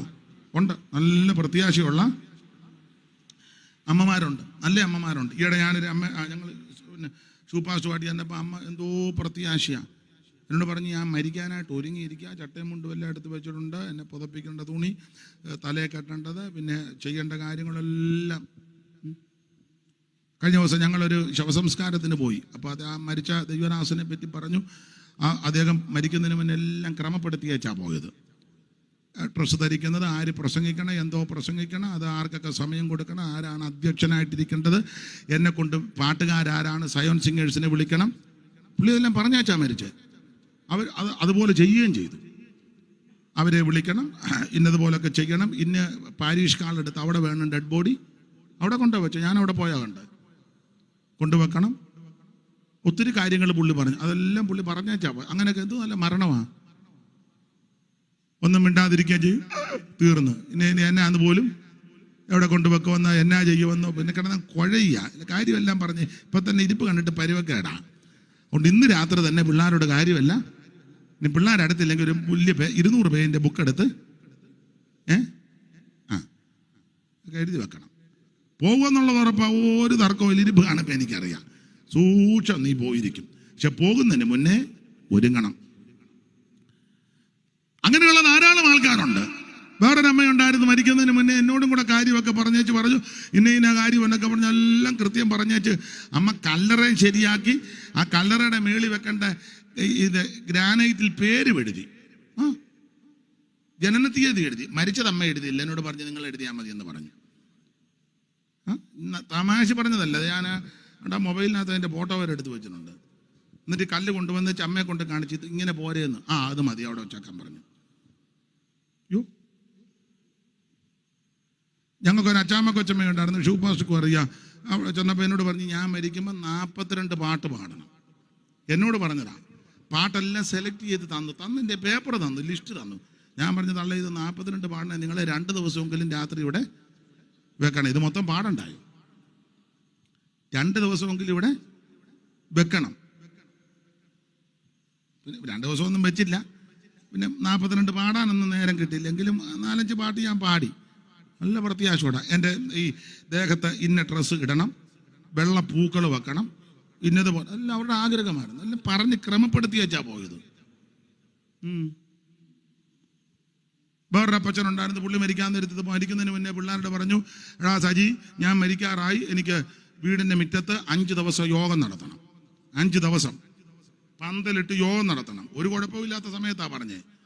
പിള്ളേർ കുവൈറ്റിൽ നിന്നൊക്കെ വന്ന് വീടിൻ്റെ മുറ്റത്ത് പന്തലിട്ട് 5 ദിവസം യോഗം, ശക്തമായ യോഗം നടന്നു. യോഗം കഴിഞ്ഞതിൻ്റെ പിറ്റേന്ന് അപ്പച്ചൻ മരിച്ചു. ആ പന്തൽ വെച്ചാ ശുശ്രൂഷകൾ ചെയ്തത്. ഇവിടെ ഞാൻ വണ്ടിയെ പോയപ്പോരെ കാണിച്ചതാണ്ട് ഇതായിരുന്നു ആ വീട്. എന്നെ എല്ലാവരും ഇങ്ങനെ വെപ്രാളം കയറിയിരിക്കുന്നത്. ആകുന്നതിന് മുന്നേ കാര്യമെല്ലാം ക്രമീകരിച്ചേച്ചേ ഇങ്ങനെ പോകാൻ നോക്ക്. അമ്മ ഇവിടെ നിന്ന് ചൂടുവെള്ളം കുടിച്ച് മെനക്കോടൊപ്പിക്കാതെ മരിക്കുമെന്ന് മരിക്കല്ലേ, ഒരുങ്ങണമെന്നായി പറഞ്ഞത്. എല്ലാവരും ഒരുങ്ങണം. അപ്പോൾ പ്രായമുള്ളവര് നല്ല ആൾക്കാരുണ്ട്, സ്തോത്രം, നല്ല രീതിയിൽ ഇടപെടും. ചിലക്ക് പ്രായമായ മരുമകളുടെ നുണയും കൊതിയായിരുന്നു പറയാന്നെ. അവള് കാപ്പി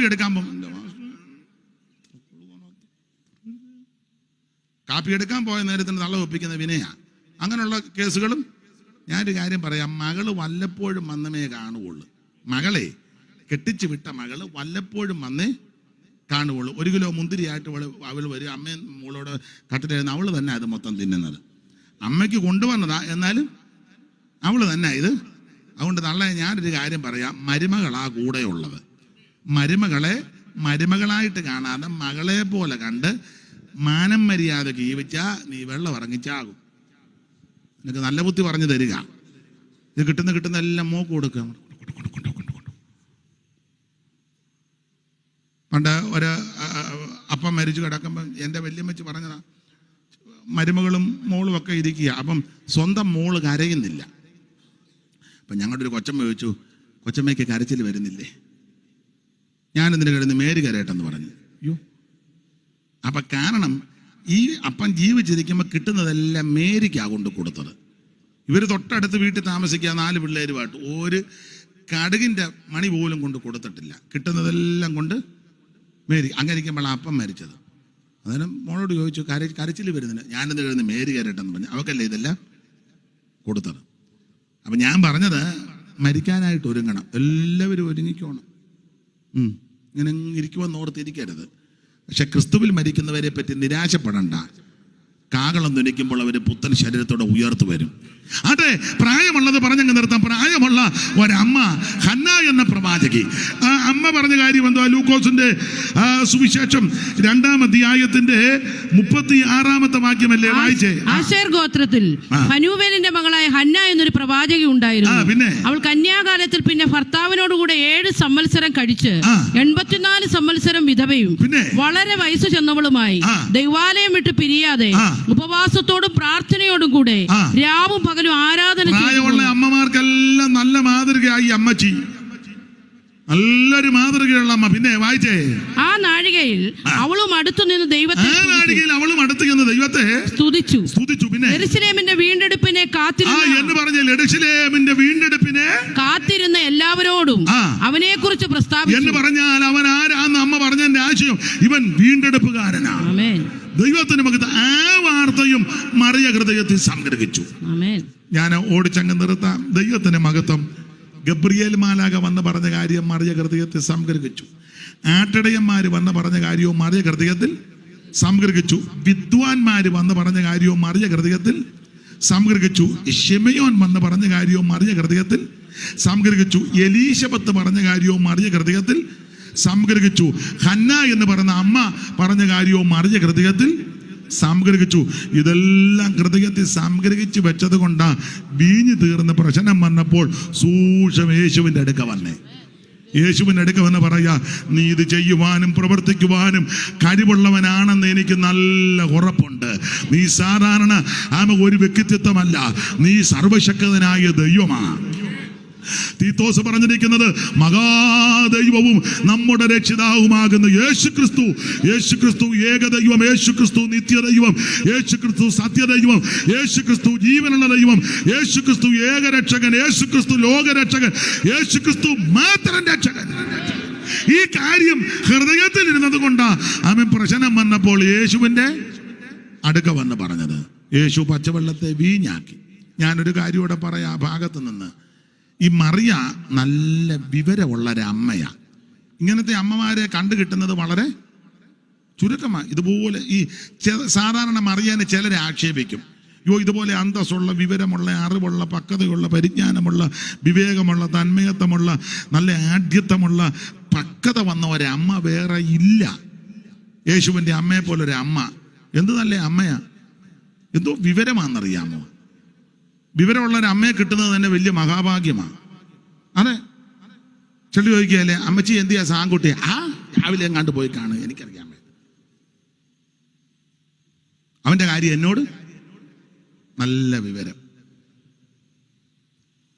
ഇത് നല്ല വിവരമുള്ളൊരു അമ്മയാണ്.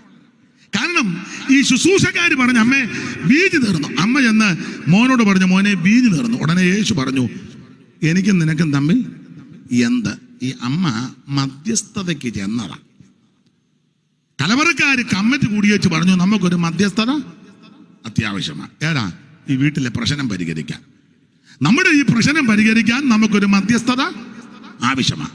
അപ്പോൾ കലവറക്കാര് കമ്മിറ്റി കൂടി വെച്ച് അമ്മയോട് പറഞ്ഞു, അമ്മ തന്നെ ഇടയ്ക്ക് നിൽക്കുന്നതാ നല്ലത്. അമ്മയോട് തന്നെ ഒന്ന് നിന്നേക്കാം ചെന്ന് പറഞ്ഞപ്പോൾ യേശു പറഞ്ഞു, എനിക്കും നിനക്കും തമ്മിൽ എന്ത്? എൻ്റെ നാഴിക ഇതുവരെ വിവരമുള്ള അമ്മയാന്ന് പറയാൻ കാര്യം അമ്മയ്ക്ക് മനസ്സിലായി ഇത് ഏക്കത്തില്ല, വിജയിക്കത്തില്ല. ഏതാ? മധ്യസ്ഥത വിജയിക്കത്തില്ല. അമ്മ പിള്ളേരുടെ ഭാഷയെ പറഞ്ഞ ന്യൂട്രൽ പുറകോട്ട് വന്നേച്ച് പറഞ്ഞു, കിവറിച്ച ഏക്കുകയില, ഡയറക്റ്റ് അടിച്ചോളാൻ പറഞ്ഞു. ഇടയ്ക്ക് നിൽക്കുന്നില്ല, നിന്നാ ഏക്കത്തില്ല. അമ്മയൊന്ന് നിൽക്കാൻ പോയതാ, പറഞ്ഞു അവിടെ ഏക്കത്തില്ല. അവൻ എന്തേലും കൽപ്പിച്ചാൽ അത് ചെയ്തോ. കിവറിച്ചന് നിൽക്കണ്ട, അന്ത്രയോസ് അവിടെ ഉണ്ട്, അവനോട് നിൽക്കണ്ടെന്ന് പറ. ഫിലിപ്പോച്ചൻ കാണും, അവനും ഇടയ്ക്ക് കയറി വന്ന് നിൽക്കരുത്, ഞാൻ രക്ഷിക്കാം വിടുവിക്കാം എന്നൊക്കെ പറഞ്ഞ് നിൽക്കരുത്. ഒറ്റ മധ്യസ്ഥനെയുള്ളൂ, യേശു ക്രിസ്തു, ഏക മധ്യസ്ഥൻ. അത് നസറേയനാകുന്ന യേശു ക്രിസ്തു. എൻ്റെ ഭാഷയെ പറഞ്ഞ നല്ല വിവരമുള്ള അമ്മയായതുകൊണ്ട് ഇടയ്ക്ക് നിൽക്കുന്ന പരിപാടി അങ്ങ് നിർത്തി. എൻ്റെ ഭാഷ പറഞ്ഞ കാനാവിൽ വെച്ച് നിർത്തിയതാ. ആദ്യവും ഒടുക്കവുമായിട്ട് അമ്മയൊരു മധ്യസ്ഥതയ്ക്ക് കയറിയത് കാനാവിൽ സഹോദരിയുടെ വീട്ടിൽ വെച്ച്. പിള്ളേരുടെ ഭാഷയെ പറഞ്ഞ ചീറ്റിപ്പോയി. അമ്മ പുറകോട്ട് വന്ന് പറഞ്ഞു, സ്വോത്രം, ഞാൻ ഇടയ്ക്ക് നിൽക്കുന്നില്ല, ഇവറിച്ചനെ നിൽക്കണ്ട, അന്ത്രയാച്ചനെ നിൽക്കണ്ട, ഫിലിപ്പോച്ചനെ നിൽക്കണ്ട, മത്തായിച്ചനും ഇടയ്ക്ക് കയറി നിൽക്കണ്ട, ആരും നിൽക്കണ്ട. നിന്നാൽ ഏക്കത്തില്ല. ഒറ്റ മധ്യസ്ഥനേ ഉള്ളൂ, യേശു ക്രിസ്തു മാത്രം. ഏകരക്ഷകൻ യേശു ക്രിസ്തു മാത്രം. എൻ്റെ ഒരു അഭിപ്രായം പറയാം. സ്വർഗത്തിൽ ആരേലും കരയുന്നുണ്ടെങ്കിൽ, കരച്ചിലില്ല, കരച്ചിലും പല്ലുകടിയല്ല, നരകത്തില്ല. ഒരഭിപ്രായം പറയുക, സ്വർഗത്തിൽ ആരേലും ദുഃഖിക്കുന്നുണ്ടെങ്കിൽ ഏറ്റവും കൂടുതൽ ദുഃഖിക്കുന്നത് അമ്മയായിരിക്കും. നിങ്ങൾക്ക് ആയെന്നാ പറയാം. ഇവിടുന്ന് മരിച്ച് അങ്ങോട്ട് ചെല്ലുന്ന വിശുദ്ധന്മാരെല്ലാം ചെന്ന് പറയാം, അമ്മാമ്മയുടെ നാമത്തിലും മധ്യസ്ഥതയിലും ആ താഴെ പണി മുഴുവൻ നടക്കുന്നത്. അപ്പം അമ്മ പറയും, എൻ്റെ ബേച്ച, ഞാൻ ആകെ കൂടൊരു മധ്യസ്ഥതയ്ക്ക് എൻ്റെ സഹോദരിയുടെ വീട്ടിലാണ് നിന്നത്. അതിതുപോലെ ചീറ്റിപ്പോയൊരു പിന്നെ ഇന്ന് വരെ ഞാൻ മധ്യസ്ഥതയ്ക്ക് നിന്നിട്ടില്ല. പിന്നെ യവന്മാരോട് പറഞ്ഞാലൊന്നും തലേ കയറുകയില്ല. ആകെക്കൂടൊരു മധ്യസ്ഥതയ്ക്ക് പോയി, അത് സക്സസ് ആയില്ല. അന്ന് തന്നെ മോൻ തന്നെ അത് പച്ചവെള്ളം വീഞ്ഞാക്കി കൊടുത്തു. ഞാൻ പിന്നെ മധ്യസ്ഥതയ്ക്കൊന്നും പോയിട്ടില്ല. എന്നെ മധ്യസ്ഥതയ്ക്ക് നിർത്തുകയും ചെയ്യരുത്. പിന്നെ ഈ വിവരമില്ലാത്തവരോട് പറഞ്ഞാൽ ഇവരൊട്ട് അംഗീകരിക്കത്തും ഇല്ല. അതുകൊണ്ട് തിമത്തിയോസിന്റെ ലേഖനത്തിൽ പൗലോസിനെ കൊണ്ട് എഴുതിപ്പിച്ചു, ഒറ്റ മധ്യസ്ഥനയുള്ളൂ, യേശുക്രിസ്തു മാത്രം. ഇവിടുന്ന് ചെല്ലുന്നവരെല്ലാം പറയും സ്തോത്രം. അമ്മാമ്മയുടെ നാമത്തിൽ ആ താഴെ പരിപാടിയെല്ലാം എവിടെന്ന് വെച്ചാൽ എൻ്റെ ഭാഷ പറഞ്ഞാൽ കാട് മുതൽ കണ്ണി വരെ. ഇപ്പം അത്ര കാട് മുതൽ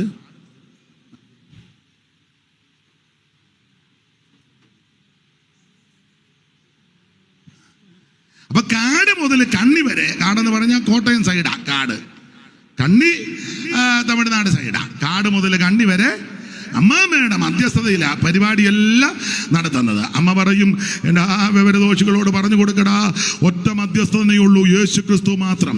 ഒരേ ഒരു രക്ഷകനെയുള്ളൂ, യേശുക്രിസ്തു മാത്രം. ഒരേ ഒരു രക്ഷിതാവേയുള്ളൂ, യേശുക്രിസ്തു മാത്രം. ഒരേ ഒരു ദൈവമേയുള്ളൂ, അത് സത്യദൈവം മാത്രം. ഏക പരിശുദ്ധൻ, ഏക രക്ഷകൻ, ഏക മധ്യസ്ഥൻ, ഏക ദൈവം, നസറേയനാകുന്ന യേശുക്രിസ്തു. മറ്റൊരുത്തനും രക്ഷയില്ല. നാം രക്ഷിക്കപ്പെടുവാൻ ആകാശത്തിന് കീഴിൽ മനുഷ്യരുടെ ഇടയിൽ നൽകപ്പെട്ട ഒരേ ഒരു നാമം, നസറേയനാകുന്ന യേശുവിന്റെ നാമം. ഇന്ന് രാത്രി അവിടുന്ന് അത്ഭുതമന്ത്രിയാ. കുടുംബത്തിന്റെ പരാജയങ്ങളെ മാറ്റുന്നവൻ, ജീവിതത്തിന്റെ തകർച്ചകളെ മാറ്റുന്നവൻ, നിന്റെ കെടുതികൾക്ക് വറുതികൾക്ക് അറുതി വരുത്തുന്നവൻ, നിന്നെ രക്ഷിക്കുന്നവൻ, വിടുവിക്കുന്നവൻ, സൗഖ്യമാക്കുന്നവൻ, ഉദ്ധരിക്കുന്ന നസറേയനാകുന്ന യേശു അവിടുന്ന് അത്ഭുതമന്ത്രി. ഇന്ന് രാത്രി അത്ഭുതമന്ത്രിയെ കരമുയർത്തി മഹത്വപ്പെടുത്താം. അല്പസമയങ്ങൾ എല്ലാവരും ദൈവത്തെ സ്തുതിച്ചാട്ട്.